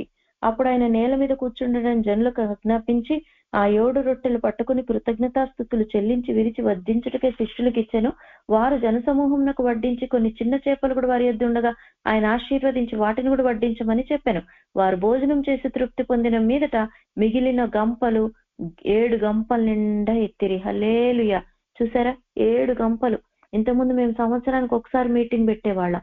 అయితే మొన్న మేమైతే ఒక చిన్న మీటింగ్ ఆల్ఫా తమ్ము గారు వస్తే మేము మీటింగ్ పెడితే అప్పుడు తెప్పించిన బియ్యమే మిగిలితే మళ్ళా పబ్లిక్ మీటింగ్ తెచ్చిన ఆహారమే ఇంకా బియ్యం కొన్ని మిగిలితే ఆ కందిపప్పు ఆ పప్పు అవి ఇవి ఉంటే అన్ని కలిపి మళ్ళా మొన్న గాడ్లీ గారు వచ్చినప్పుడు పెట్టిన మీటింగ్ అయితే మాకు సమృద్ధిగా సరిపోయింది.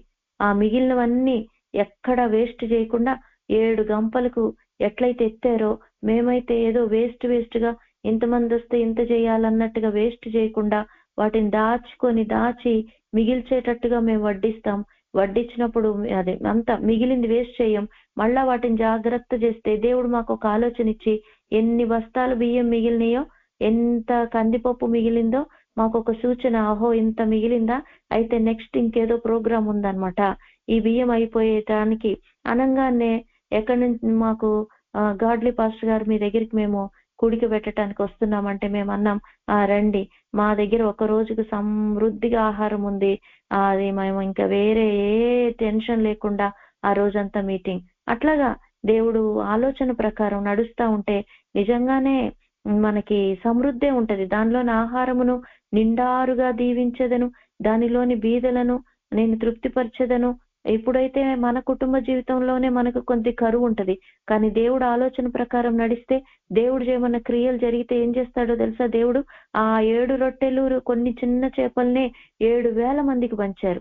5 రొట్టెలు 2 చేపలనేమో 5,000 మందికి పెంచితే 12 గంపలు మిగిలితే, ఇక్కడ కూడా 7 రొట్టెలు 7 చేపలు కొన్ని చిన్న చేపలు పంచితే మళ్ళా 7 గంపలు ఎత్తేటట్టుగా, ఇంకా నీకు మిగిలేటట్టుగానే, నువ్వు ఇంకా అనేక మందికి పంచి పెట్టేటట్టుగానే, అయ్యో నాకు అయిపోతుందనేమో.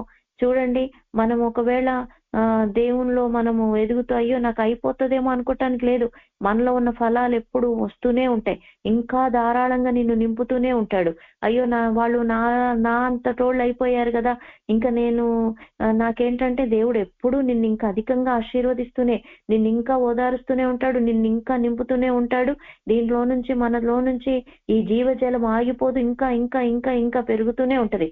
అట్లా ఆత్మీయంగా ఇంకా జ్ఞానం, ఎంత జ్ఞానాన్ని నువ్వు ఇతరులకు పంచుతూ ఉంటే అంత ఎక్కువ జ్ఞానంతో ఇంకా 7 గంపలు నింపేటట్టుగా, అంటే ఎంతగా దేవుడు నీకు ఒక చిన్న విషయం బయలుపరిచినా నువ్వు ఇతరులకు దేవుడు చెప్పమన్న వ్యక్తులకు చెప్తూ ఉంటే నిన్ను ఇంకా అధికమైన జ్ఞానంతో నింపుతూ ఉంటాడు.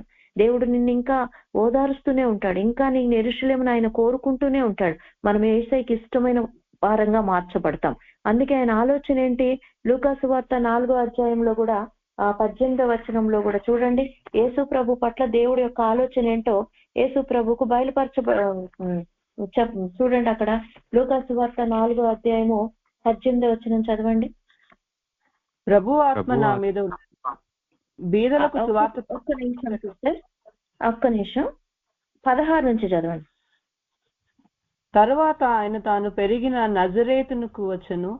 తన వాడుక చొప్పున విశ్రాంతి దినమందు సమాజ మందిరములోనికి వెళ్లి చదువుటకై నిలుచుండగా ప్రవక్త అయిన యెషయా గ్రంథము ఆయన చేతికి ఇయ్యబడెను. ఆయన గ్రంథము విప్పగా, ప్రభు ఆత్మ నా మీద ఉన్నది, బీదలకు సువార్త ప్రకటించుటకై ఆయన నన్ను అభిషేకించెను, చెరలోనున్న వారికి విడుదలను, గుడ్డి వారికి చూపును కలుగునని ప్రకటించుటకును, నలిగిన వారిని విడిపించుటకును, ప్రభు హితవత్సరం ప్రకటించుటకును ఆయన నన్ను పంపి ఉన్నాడు అని రాయబడిన చోటు ఆయనకు దొరికెను. అదే చూసారా, యేసు ప్రభుకి ఇది అసలు ఈ వాక్యం అంతా ఎవరి గురించి వ్రాయబడింది? యేసు ప్రభు గురించే వ్రాయబడింది. ఆయన సమాజ మందిరంకి వెళ్ళినప్పుడు వాళ్ళు ఆయన చేతికి ఇచ్చింది కూడా యెషయా గ్రంథమే ఇచ్చారు. అదే చదవమన్నారు. ఆ చదివితే యేసు ప్రభు అన్నాడు, ఇప్పటి నుంచి మీ వినికిడిలో ఇది నెరవేర్చబడింది. ఆ రోజు యేసు ప్రభు సమాజ మందిరంకి వెళ్తే అది చదివి ప్రవక్త యెషయా గ్రంథం ఆయన చేతికి ఇయ్యబడెను. ఆయన గ్రంథము విప్పి ఏదైతే చదివాడో అదే ఈ భూమి మీద జరిగించాడు. అదే దేవుడు ఆలోచన. దేవుడు చేయమన్న క్రియలే చేశాడు. కనుక యేసు ప్రభుని దేవుడు అంతగా ఆశీర్వదించాడు. ఈ రోజు ఇక్కడ ఈ వాక్యం వింటున్న వాళ్ళందరికీ కూడా ఇప్పుడు అదే గ్రంథం చేతికి ఇయ్యబడింది. మీకు వేరు నాకు వేరు కాదు. ఇక్కడున్న ప్రతి ఒక్కళ్ళకి ఈ బాధ్యత ఉంది. దేవా, ఇప్పటి నుంచి మేము కూడా నీ తట్టు తిరుగుతాం అని మీరు అంటున్నారు.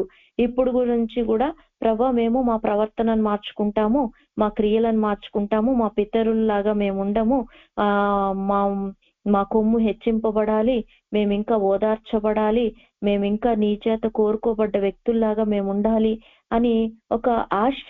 నిజమే, దేవుడు అలాగా మనల్ని దీవించాలంటే ఒక్కటే, ప్రభు ఆత్మ నా మీద ఉన్నది. దేవుని ఆత్మ లేకుండా మనం ఏ పరిచర్య చేయలేము. కనుక దేవుని ఆత్మతో మనం నింపబడాలి. దేవుని దగ్గర నుంచి వచ్చే ఆలోచనలు, దేవుడు చేయమన్న పనులే మనం చేసే వాళ్ళంగా ఉండాలా. అది ఒక మాట తిమోతికి రాసిన 2వ పత్రిక 4:8 చదువుతారా? తిమోతికి రాసిన 2వ పత్రిక 4:8.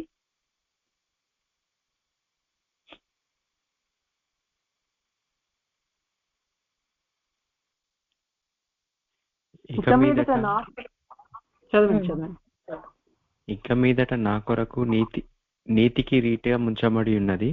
ఆ దినమందు నీతిగల న్యాయాధిపతి అయిన ప్రభు అది నాకు మాత్రమే కాకుండా తన ప్రత్యక్షతను ఆపేక్షించు వారందరికీ అనుగ్రహించును.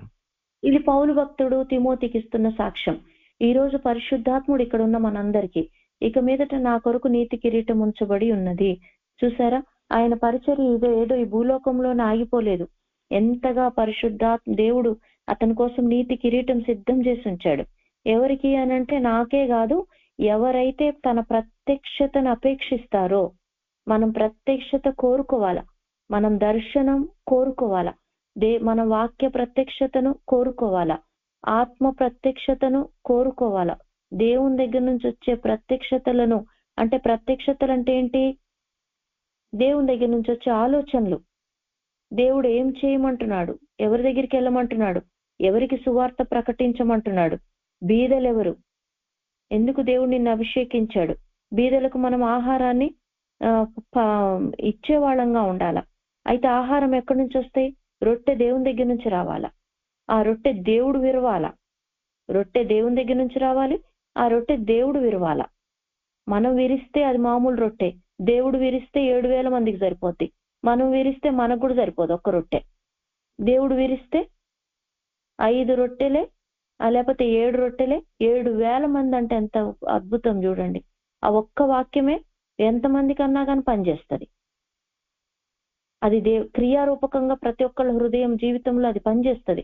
ఎవరికి వాళ్ళు ఈ వాక్యం నాతోనే మాట్లాడాడు, ఈరోజు నాకే నాకే నాకే అనుకుంటారు. వాళ్ళ కడుపు నిండిపోతుంది, తృప్తి చెందబడతారు. ఇక వాళ్ళకి నీ కడుపు నిండితే ఇంకెక్కడ అక్కర్లేదు. ఒక కడుపు నిండిన గొర్రె, కడుపు నిండా ఆహారం ఉండితే ఆ బలంగా గొర్రె తయారైతే బలమైన గొర్రెకు జన్మనిస్తుంది. అట్లాగా వాళ్ళు అనేక మందిని తూర్పు నుండి, పరమటి నుంచి, ఉత్తరం నుంచి, ఎంతో కేనీల దేశాల నుండి కూడా నీ వాక్యం వినటానికి ప్రజలు వస్తారు. అలాగా నిన్ను ఇంకా భాగ్యంతో, ఇంకా దేవుడు ఇంకా ఓదార్స్తూ నిన్ను నింపాలని దేవుడు కోరుతున్నాడు. ఆయన కనుక చెరలో ఉన్న వాళ్ళు ఎవరు, గుడ్డి వాళ్ళకి ఎట్లా చూపు, చెరలో ఉన్న వాళ్ళని ఎట్లా విడిపించాలా, గుడ్డి వాళ్ళకి చూపు ఎట్లు ఇవ్వాలి, అసలు నలిగిన వారిని ఎట్లా విడిపించాలా. ప్రభు హితవత్సరం అంటే సంవత్సరం, మంచి సంవత్సరాలు నీకు నీ భవిష్యత్తులో ఉన్నాయని ప్రవచనాత్మకంగా చెప్పగలిగిన ప్రవచనాలు, ఇవన్నీ ప్రకటించడానికే నిన్ను నన్ను దేవుడు ఈ లోకానికి పంపాడు.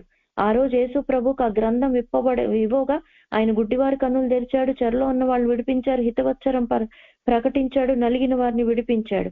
ఈరోజు మనం కూడా ఏం క్రియలు చేయాలంటే మన పని ఇదే. గుడ్డి వాళ్ళు ఎవరు, బీదలు ఎవరు, నలిగిన వాళ్ళు ఎవరు, మనం వీటి చుట్టే తిరగాలి కానీ ఇంకా శరీర సంబంధంగా మనం వీటి వైపు చూడొద్దు. అందుకే చూసాం కదా మనం ఇందాక, 7 గంపల నిండా ఎత్తారు, వేస్ట్ చేయొద్దు.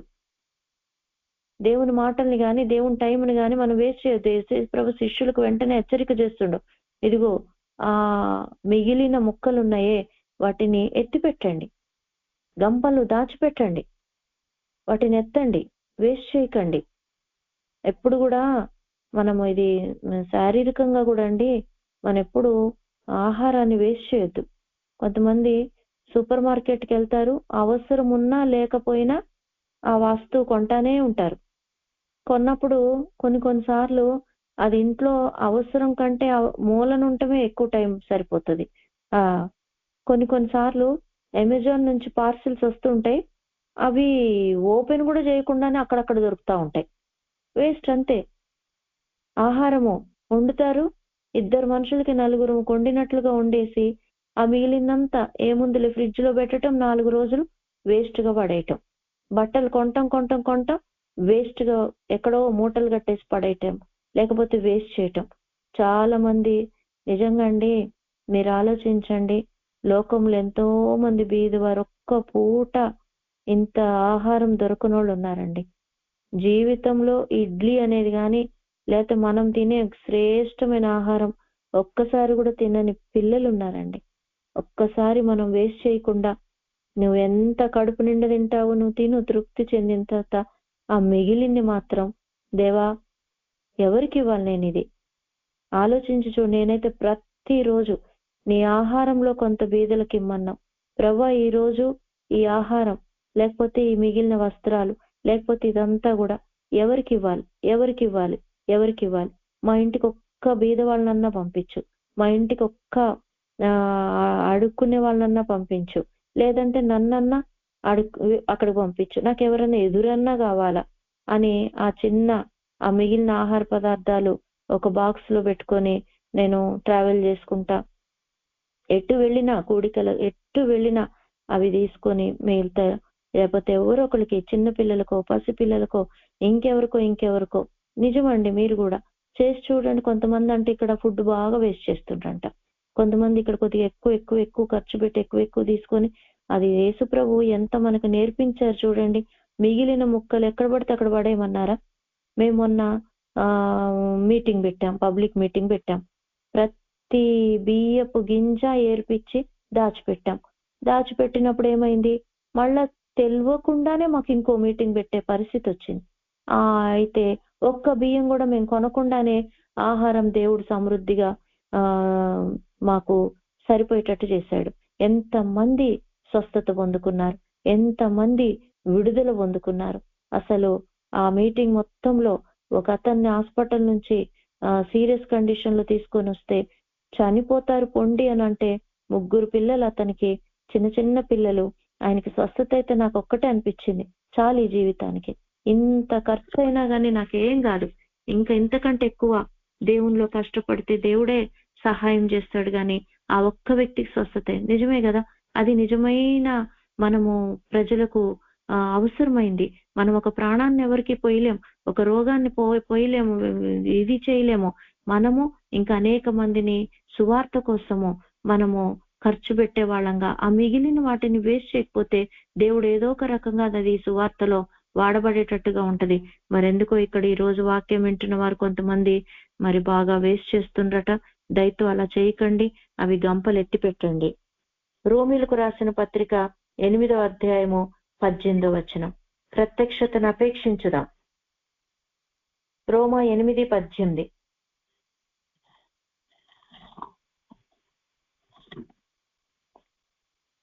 మన ఎడల ప్రత్యక్షం కాబో మహిమ ఎదుట ఇప్పటి కాలపు శ్రమలు ఎన్నతగినవి కావని ఎంచుచున్నాను.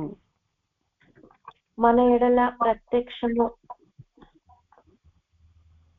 కాబో మహిమ ఎదుట ఇప్పటి కాలపు శ్రమలు ఎన్నతగినవి కావని ఎంచుతున్నాము. హల్లెలూయా. చూసారా, మన ఎడల ప్రత్యక్షము కాబో మహిమ ఎదుట.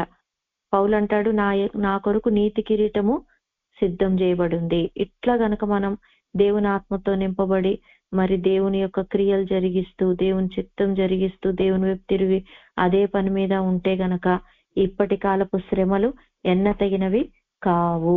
చూసారా, ఇంకా పౌలైతే ఇంకా ఉన్నతంగా అంటాడు. కొలస్సీ 1:24 చదవండి సిస్టర్. 1:24.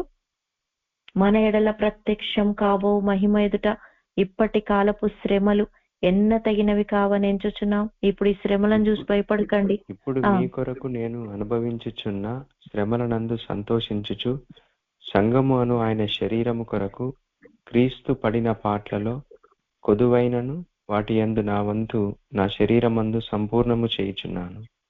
పౌలు భక్తుడు అంటున్నాడు, ఇప్పుడు మీ కొరకు నేను అనుభవించుచున్న శ్రమల యందు సంతోషించుచు. శ్రమ ఎప్పుడు మనకి ఎన్నో విషయాలు నేర్పిస్తుంది. ఈ సిద్ధకి ఎంత మసిబట్టిందో బాగా తెలుస్తుంది శ్రమ.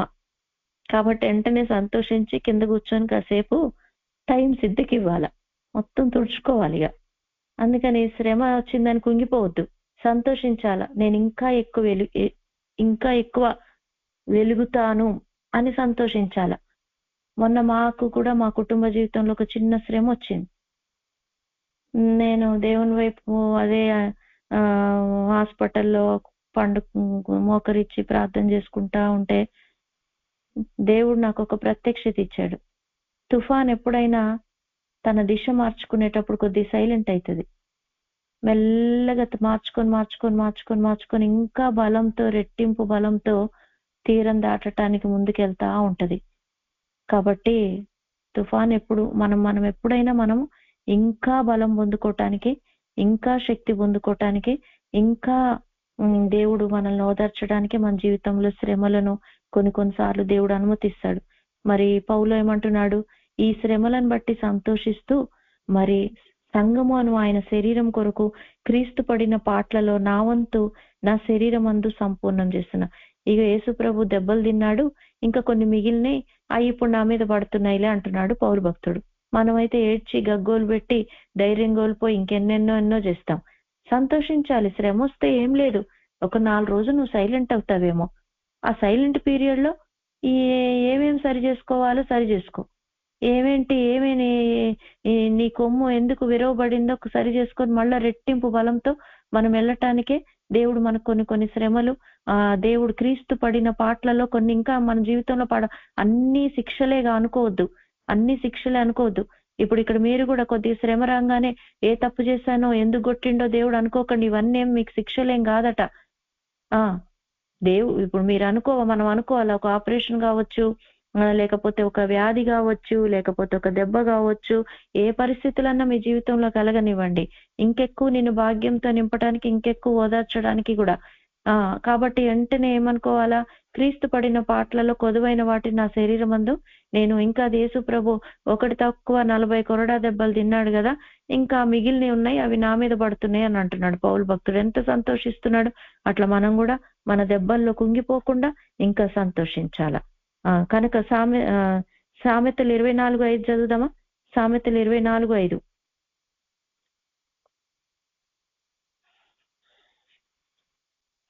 జ్ఞానము గలవాడు బలవంతుడుగా నుండును, తెలివి గలవాడు శక్తిమంతుడుగా నుండును. జ్ఞానం గలవాడు బలవంతుడుగా ఉండును, తెలివి గలవాడు శక్తిమంతుడుగా ఉండును. అసలు బలవంతుడు ఎవరు అని అంటే, బలం ఉండి దాన్ని వాడనోళ్లే బలవంతులు. యేసుప్రభుకైతే ఎంత బలం ఉంది, ఎంత ఆయన ఒకటే మాట అంటాడు, నేను శారీరకంగా నేనేమి బలహీను కాదు, ఒకవేళ నేను గనక కోరుకుంటే పరలోక సైన్య దూతలు వచ్చి మరి నాకు పరిచర్య చేస్తారు, నువ్వేం అవసరం లేదని అపవార్త అంటాడు. నిజమే కదా, యేసు ప్రభుకు ఎంత బలవంతుడు. ఆయనకు గనక ఒక్క మాట తండ్రిని అడిగితే చాలు, పరలోక సైన్య సమూహమే దిగొస్తుంది. కానీ ఎందుకు అంత మౌనంగా ఉన్నాడు? ఎందుకు ఆ కొరడా దెబ్బలు ఓర్చుకున్నాడు? ఎందుకు అంతగా శిలువ మరణం పొందినంతగా తగ్గించుకున్నాడు? అసలు యేసు సిలువను ధ్యానిస్తే చాలండి, అందరూ సిలువ వేయండి, సిలువ వేయండి, సిలువ వేయండి అని అరుస్తూ ఉన్నప్పుడు యేసు ప్రభుకు శ్రమ ఎంతెంత పెరుగుతుందో, కొరడా దెబ్బలు పడుతున్నాయి, రక్తం గారుతుంది, చేతుల్లో కాళ్ళల్లో శీలలు, పరిస్థితులు ఇంకా క్రిటికల్ అయ్యేసరికి ఆయన నోటి నుంచి వచ్చే మాటలు సైలెంట్ ఎక్కువైపోయింది. బాగా ఎక్కడ కూడా ఆవేశం కానీ ఎక్కడ కూడా, ఎంత సైలెంట్ అయ్యాడు చూడండి. ఎన్నిసార్లు అడుగుతాడు పిలాతు, ఏం నువ్వేం మాట్లాడవా, నువ్వు అన్నట్టే ఒకటే మాట, తండ్రి వీరేం చేయించున్నారు, వీరు ఎరుగురు కనుక. తన నోటి నుంచి వచ్చే ప్రతి మాట ఎంత జ్ఞానవంతంగా ఉన్నాయి. మనమైతే ఏదన్నా శ్రమ వస్తే చాలు, ఏదన్నా అవమానం వస్తే చాలు, ఏదన్నా నింద వస్తే చాలు, ఇక జ్ఞానం అంటే ఆ కోపం ఆ కోపంలో తెలివి అంటే దేవుడు ఆలోచన, దేవుని స్వరం రెండింటిని పక్కన పెట్టి ఇష్టం వచ్చినట్టుగా. పేతురు రాసిన మొదటి పత్రిక 3:9 చదువుదామా? పేతురు రాసిన మొదటి పత్రిక 3:9. కంట్రోల్ పోతుందంట కొంతమందికి ఇక్కడ.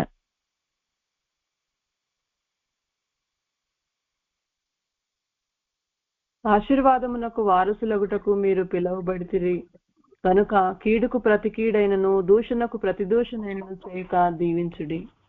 అంతే, దీవించటమే మనం చేయాల. కీడుకు ప్రతి కీడు చేయొద్దు అంటే కీడు చేసే వాళ్ళు ఉంటారు మనకి, ప్రతి కీడు చేయొద్దు. దూషణకు ప్రతి దూషణ చేయొద్దు, అన్ని దేవుడే చూసుకుంటాడు. మనకెందుకు, మనం ఎందుకు పిలువబడ్డాం? ఆశీర్వాదానికి ఇంకా వారసులం, మనం ఆశీర్వాదానికి వారసులం. కనుక కీడు దీవించటమే నేర్చుకోవాలా, ఆశీర్వదించటమే నేర్చుకోవాలా. వారి క్షేమం మీ క్షేమానికి కారణం అవుతుంది అంటున్నాడు. కనుక జ్ఞానం గలవాడు బలవంతుడుగా ఉంటాడు, తెలివి గలవాడు శక్తివంతుడుగా ఉంటాడు. కాబట్టి జ్ఞానం ఎంత ఎక్కువ జ్ఞానం అంటే, బలం ఎంత ఎక్కువ ఉందంటే అంత తిట్లు నోచుకోవటం, అంత శ్రమలను సహించుకోవటం, ఎంత సహించుకుంటా ఉంటే అంతంత దేవుడికి మనకు దగ్గరైపోతా ఉంటాడు. ఇక్కడ ఒక చిన్న పొరపాటు ఏంటి అని అంటే, ఒక్కొక్కసారి జ్ఞానం విడిచిపెట్టేస్తుండ్రట, తెలివి విడిచిపెడుతుండ్రట, కీడు చేసిన వాళ్ళకి కీడు చేయాలని, తర్వాత మరి ప్రతి కీడు చేయటానికి మరి అలాగా తొందరపడకుండా మనం గనక ఇప్పుడే దేవుని వైపు తిరిగి, ప్రభువా నేను నీ తట్టు తిరుగుతున్నాను అని దేవుని తట్టు తిరిగి, మరి ఇంతకాలం మరి మా ప్రవర్తనను బట్టే, మా క్రియలను బట్టే మీకు దుఃఖం కలుగజేశాం ప్రభా, ఇప్పటి నుంచి నీ ఆలోచన దగ్గరకు వస్తా, నీ క్రియల దగ్గరకు వస్తాను ప్రభా. ఇక నువ్వు ఎన్నడూ సిగ్గుపరిచే పరిస్థితి రాదు అని అంటున్నావు ప్రభా. మమ్మల్ని క్షమించని అన్ని రీతిలుగా మనం దేవుని దగ్గర ఒప్పుకొని సరి చేసుకొని మరి దేవుని వైపు తిరిగితే తప్పకుండా దేవుడు ఇప్పుడు నుంచి నీ జీవితంలో నిజంగా ఈ నూతన సంవత్సరంలో రాబోయే దినాలలో మిమ్మల్ని ఆశీర్వాదానికి వారసులుగా దేవుడు ఇంకా నా సియోనును కోరుకొను, ఓదార్చును. మీకు ఇప్పటి వరకు ఎంత దుఃఖం ఉందో దేవుడు ఓదార్చబోతున్నాడు. యెరూషలేమును ఆయన ఇకను కోరుకొని, ఇప్పటిదాకా దేవుడు మిమ్మల్ని కోరుకున్నాడు, కానీ ఇంకా కోరుకోబోతున్నాడు. ఇంకా భాగ్యంతో, ఇంకా ప్రత్యక్షతలతో, ఇంకా వరాలతో, ఇంకా దర్శనాలతో, ఇంకా దేవుడు సమీపంగా ఉండే గొప్ప అనుభవం దేవుడు ఇవ్వబోతున్నాడు. మీ దగ్గరికి నలు దిశల, తూర్పు, పడమర, ఉత్తర, దక్షిణం, దూర దేశాల నుంచి కూడా ప్రజలు రాబోతున్నారు. ఈ పరిచర్యను దేవుడు ఇంకా అభివృద్ధి పరచబోతున్నాడు. మిమ్మల్ని దేవుడు ఇంకా అభివృద్ధి పరచబోతున్నాడు. దేవుడు మీకు ఇంకా శక్తి ఇవ్వబోతున్నాడు. దేవుడు మీకు ఇంకా బలం ఇవ్వబోతున్నాడు. తన అభిషేకంతో మిమ్మల్ని నింపబోతున్నాడు. ఆహారాన్ని నిండార్లుగా దీవించబోతున్నాడు. అనేక మంది బీదలు మీ దగ్గర నుంచి వచ్చే ఆ గొప్ప ఆహారం ద్వారా తృప్తిపరచబడబోతున్నారు. అవును, అయితే దేవుని ఆత్మతో నింపబడి మరి గుడ్డి వారెవరు, చెరలో ఉన్న వాళ్ళెవరు, మరి ఎవరికి మేము విడుదల చేయాలి, ఎవరిని నలిగిన వారెవరు ప్రభా, ఇదిగో ఇప్పటి నుంచి నేను ఈ క్రియలు చేస్తా అని సిద్ధపడితే మరి ఆ మిగిలిన ఆహారాన్ని గంపల నిండా ఎత్తినట్టుగా సమృద్ధి అయిన ఆహారాన్ని దేవుడిస్తాడు. అంతేగాని ఈ శ్రమలను బట్టి కుంగిపోయి మరి పౌలు భక్తుల్లాగా ఈ శ్రమల్లో సంతోషిస్తూ సరే యేసు ప్రభు పడ్డ దెబ్బల్లో మిగిలినవి నేను పడతా, ఈ రోజు పలానా వాళ్ళు నన్ను తిట్టారా, ఓకే, మరి ఈ దెబ్బ నన్ను పట్టడం దేవుని చిత్తమేమో, ఏసైకే నన్ను తిట్టారు, ఏసై ముఖం మీద ఉమ్మేశారు, ఇంకా నా ముఖం మీద ఎవరు ఉమ్మేయలేదు కదా, యేసు ప్రభుని కొరడాలతో కొట్టారు, మరి నేను కూడా కొట్టించుకుంటా, ఏం కాదు, కొట్టితే ఏం కాదు అని గనక ఇంకా బలంగా ఇంకా శక్తివంతంగా ఉండి కీడుకు ప్రతి కీడుకు, దూషణకు ప్రతి దూషణ చేయకుండా నిన్నెంత దూషించే వాళ్ళున్నా, నీకెంత కీడు చేసే వాళ్ళున్నా నువ్వు ఇంకా దీవిస్తూనే ఉంటే తప్పకుండా దేవుడు నిన్ను ఆశీర్వదించబోతున్నాడు, నిన్ను దీవించబోతున్నాడు. ప్రార్థన చేసుకుందాం. అందరూ తలలు వంచి కళ్ళు మూసుకున్నట్లయితే అవును దేవుని బట్టి సంతోషించుదాం, దేవుని బట్టి ఆనందించుదాం. రీకాంతరాల రబా శబరికాంతరాల రబా. అవును ప్రభా, ప్రతి ఒక్కరు మీరున్న స్థలంలోనే నోరు తెరిచి దేవారికాంతరాల రబా. ఒకనాడు దేవుడు జకరియా ప్రవక్తకు ఇదిగో దర్శనంతో మాట్లాడుతూ మీరు నా తట్టు తిరిగితే నేను నీ తట్టు తిరుగుతాను. దేని విషయంలో తిరగాలి ప్రభా? అవును ప్రభా, మా పితరులు వ్యర్థంగా ప్రభా నీ తట్టు తిరగలేదు. ఇదిగో ఇప్పుడే ఆలోచన విషయంలో నీవే గొప్పవాడు, క్రియలు జరిగించే విషయంలో నువ్వు శక్తి సంపన్నుడు. దేవా, నరపుత్రుల మార్గాలన్నీ చూస్తున్నావు. నేను ఎవరి మీద ద్వేషం పెట్టుకున్నాను, ఎవరికి కీడు చేయాలనుకుంటున్నాను, ఎవరిని ప్రభా దేవా దూషించాలనుకుంటున్నాను, ప్రభా నన్ను క్షమించు. ఇదిగో ఇప్పుడే నా క్రియలు మార్చుకుంటున్నాను, ఇప్పుడే నా మార్గం మార్చుకుంటున్నాను. నీ ఆత్మ అభిషేకం దగ్గరికి వస్తా, నీ అభిషేకం నాకు కావాలి ప్రభు. ఆత్మ నా మీద ఉన్నది. ప్రతి ఒక్కరు దేవా నాకు ఆ శక్తి కావాలి ప్రభా. నా హృదయం చింపుకొని నీ దగ్గరికి వస్తున్నా. ఈ నూతన సంవత్సరంలోకి మనం ప్రవేశిస్తున్నాం. ఎన్ని సంవత్సరాలు దేవుడు నిన్ను నన్ను భాగ్యంతో నింపాడు, ఎన్నో విషయాల్లో ఓదార్చాడు. దేవుడు కోరుకున్నాడు, సరిపోదు. దేవుడు నిన్ను ఇంకా భాగ్యంతో నింపాలనుకుంటున్నాడు, ఇంకా ఓదార్చాలనుకుంటున్నాడు. నీకు కొన్ని శ్రమలు ఇంకా తీరలేదు, దేవుడు ఓదార్పు నీకు ఇవ్వాలనుకుంటున్నాడు. అవును, ఇక్కడ కొంతమందికి నా అనుకున్న వాళ్ళంతా దూరం అయిపోయారు. చాలా మంది ఆదరణ లేక ఉన్నారు. వారి దుఃఖము ఓదార్చే వాళ్ళు ఎవరు కూడా లేరు. డ్రైకాల రభశబ కీడు చేసే వాళ్ళతో, దీవ రకమంతా దూషించే వారితోనే నీ హృదయం శ్రమలతోనూ దెబ్బలతోనూ నలిగిపోతుందేమో. ఇప్పుడే దేవుని వైపు చూద్దాం. రీషాతరల రబ కమాతర కబ శబరి కబ ఏ జింబరవర కందరల రబ శబ ఏసు స్తూరు కాందురి అల్లు రుఖాంతర కమ రబ కబ శబ న రుఖాంతరల రబ శబరి కబాతరల రబ శబ. దేవుడు మిమ్మల్ని ఓదార్చబోతున్నాడు. రీకాల రికబ శబ నా తురికి మంతర కబ శబ నా బరబ శబ. దేవుడు ఓదార్చటానికి ఇష్టపడుతున్నాడు. దేవుడే ఓదార్చబోతున్నాడు. దేవుడే ఓదార్చబోతున్నాడు, దేవుడే ఓదారుస్తా అంటున్నాడు. నీ తర మనుషుల వైపు చూడొద్దు, మనుషుల వైపు చూడొద్దు. రీకభాషభ ప్రతి ఒక్క దేవుని వైపు చూడండి. ఎక్కడ తప్పిపోతున్నామంటే మనుషుల వైపు చూడటం వలన, వాళ్ళు చేసిన కీడును తలుచుకోవటం మూలాన, వాళ్ళు చేసిన అన్యాయాన్ని తలుచుకోవటం మూలాన, వారు నువ్వు గాయపరిచిన గాయం నీ హృదయాన్ని ఎంతో గాయం చేసిందేమో. చూడొద్దు అటువైపు. నువ్వు బలవంతుడుగా ఉండాలి, నువ్వు శక్తిమంతుడుగా ఉండాలి. దేవుడు నీకు దర్శనమిచ్చి ప్రత్యక్షతలు ఇచ్చి వాడుకోబోతున్నాడు. నీ కొరకు నీతి కిరీటం ఉంచబడి ఉన్నది. ఈ విధంగా ప్రత్యక్షత అపేక్షించే వాళ్ళందరికీ అంటున్నాడు, ఇప్పుడే ప్రభు ఆ ప్రత్యక్షతలు నాకు కావాలి. ఇదిగో నిండారులుగా నేను దీవించబడాలి. బీదలు నాలో నుండి నువ్వు నన్ను సమృద్ధిగా దీవిస్తే అనేక మంది బీదలకు నేను ఉపయోగపడతా కదా. నిజమే కదా? అవును. నీ ద్వారా ఎంతో మంది బీదలు తృప్తిపరచబడబోతున్నారు. మీ ద్వారా ఎంతో మంది బీదలు తృప్తిపరచబడబోతున్నారు. తూర్పు పడమర నుంచి దూర దేశాల నుంచి ప్రజలు మీ దగ్గరికి ఆత్మీయ ఆకలితో మీ దగ్గరికి రాబోతున్నారు. తృప్తిపరిచేంత సమృద్ధి అయిన ఆహారం, సమృద్ధి అయిన అభిషేకం, సమృద్ధి అయిన వాక్యం, సమృద్ధి అయిన బలం, రీ ధర కబా బాబా రీ కబా ప్రత్యక్షతలు, దర్శనాలు, ప్రవచనాలు, ఓ రీ బాబా ఆత్మ దైవర కాందూరెలారబా ఓ రీ బాబా బాబా రబా ప్రతి ఒక్కళ్ళ మీద ఇప్పుడే దేవుడు కుమ్మరిస్తున్నాడు, ఇప్పుడే కుమ్మరిస్తున్నాడు. బలం పొందుకోండి, దేవుని దగ్గర నుంచి శక్తి పొందుకోండి. రీ కవాషబ శ్రమలందు సంతోషించి, అవును రీ కా రా కాల రవశబ ఓ రీ బాబా బాబా రవశబ నకల రవశబ రీ కమాంతరల రవశబ. నిజమే కదా? నీ కవశబ గురుపోతు తను బలంగా జీవించాలంటే పైన భూ సంబంధమైనవి ఏవి తినదు గాని తన కొమ్ముతో భూమి లోపల వరకు తవ్వి, బలంగా తవ్వి, ఏ జంతువు కూడా అందుకోలేనంత లోతైన శ్రేష్టమైన అధికమైన శక్తినిచ్చే దుంపలు. అవును అవును, ఎంత బలం! ఒక్కటే కొమ్ము, కానీ దాని బలం ముందు నిలబడగలిగిన వాళ్ళు ఎవరు లేరు. ఈరోజు దేవుడు నిన్నటువంటి అభిషేకంతో నింపి బలమైన సాధనంగా వాడుకోవాలనుకుంటున్నాడు. యేసు ప్రభుకు యెషయా గ్రంథం అప్పగింపబడి ప్రభు ఆత్మ నా మీద ఉన్నదని యేసు ప్రభు విషయంలో అది నెరవేర్చబడిందో, ఇక్కడున్న ప్రతి బిడ్డను దేవుడు నీలో నివాసం ఉండి నీ ఆహారాన్ని సమృద్ధిగా దీవించాలనుకుంటున్నాడు. నీకు అనేక ప్రత్యక్షతలు ఇవ్వటానికి ఇష్టపడుతున్నాడు. నిన్నింకా కోరుకుంటున్నాడు. అవును, యెరూషలేమును ఆయన ఇంకా కోరుకుంటున్నాడు. సియోను ఇంకా ఓదారుస్తున్నాడు.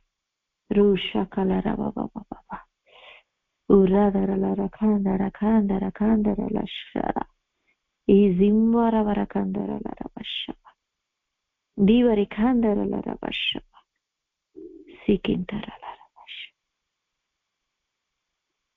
ప్రార్థన చేసుకుందాం.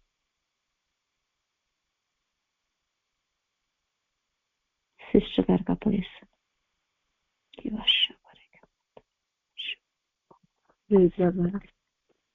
వినిన వాక్యం ఎవరైనా సరే మరి ప్రేరేపింపబడిన వారు ప్రార్థించండి. ఎవరైనా నాకు కొంచెం ప్రార్థన చేపించరా మేడం, చాలా ఇబ్బందిగా ఉన్నాను.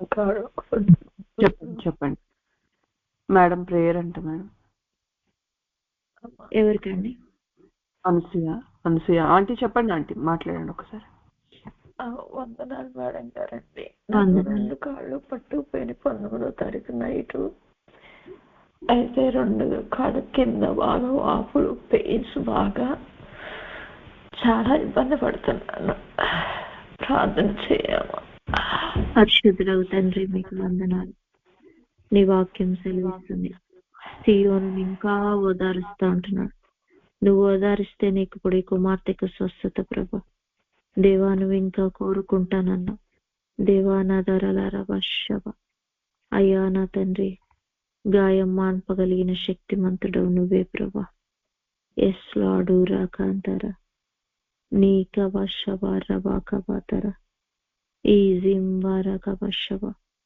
దేవా, పౌలు భక్తుడైతే ఇదిగో ప్రభ శ్రమల్లో సంతోషించాడు.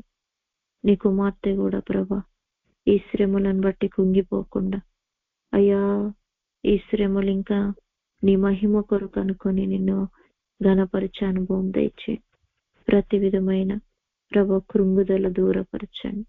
ఏ విధమైన సనుగుళ్ళు గొనుగుళ్ళు లేకుండా, నాకే ఎందుకు ఇలాగొచ్చింది, నాకే ఎందుకు ఇట్లా వచ్చింది, అవును ప్రభ ప్రశ్నలేవి లేకుండా నిన్ను బట్టి సంతోషిస్తూ ముందుకు సాగే అనుభవం తెచ్చే దేవారీ దారల రవా కవశవ.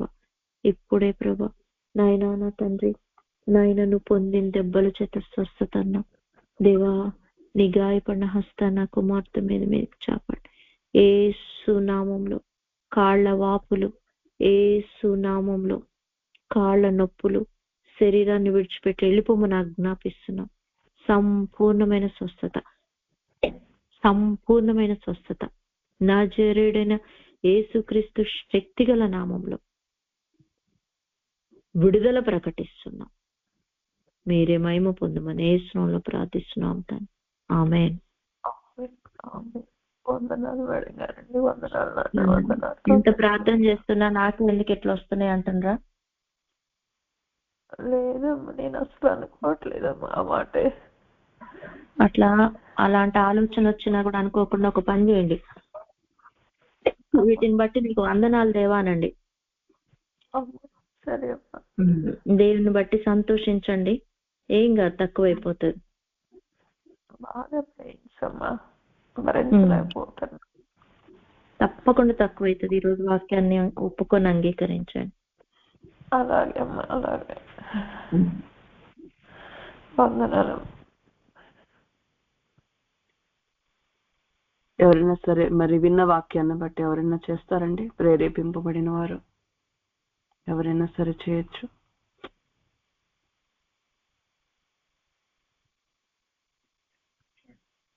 స్తోత్రం తండ్రి, పరిశుద్ధుడ, సర్వశక్తిమంతుడ, నీకు వందనాలు ప్రభువా. కృపగల దేవ, దయగల తండ్రి, నీకు వందనాలు. సర్వశక్తిమంతుడ, సర్వోన్నతుడ, సర్వాధికారి, నీకు వందనాలు. కృపగల దేవ, దయగల తండ్రి, నీకు వందనాలయ్యా. అవును ప్రభా, ఈ దినం ఎన్నో మాటల ద్వారా ప్రభా మీరు మమ్మల్ని బలపరిచి సరిచేసిన విధానాన్ని బట్టి వందనాలు చెల్లించుకుంటున్నాం ప్రభా. అవును తండ్రి నాయన, అయ్యా భాగ్యంతో మమ్మల్ని నింపుతానంటున్నావు ప్రభా. అవును తండ్రి, మేము సీయోను యెరూషలేము అయినప్పటికీ ప్రభా అయ్యా తండ్రి నువ్వు మమ్మల్ని కోరుకుంటున్నావు తండ్రి. నీకు వందనాలయ్యా తండ్రి. మనం కోరుకోవడానికి తగిన అర్హత కలిగిన జీవితాలు మేము జీవించటకు సహాయం దయచేయండి ప్రభా. అవును తండ్రి నాయన, మమ్మల్ని ఓదారుస్తున్నానని అయ్యా సెలవిచ్చినందుకు వందనాలు ప్రభా. అవును తండ్రి, ఇంకా నాయన మా హృదయాలకు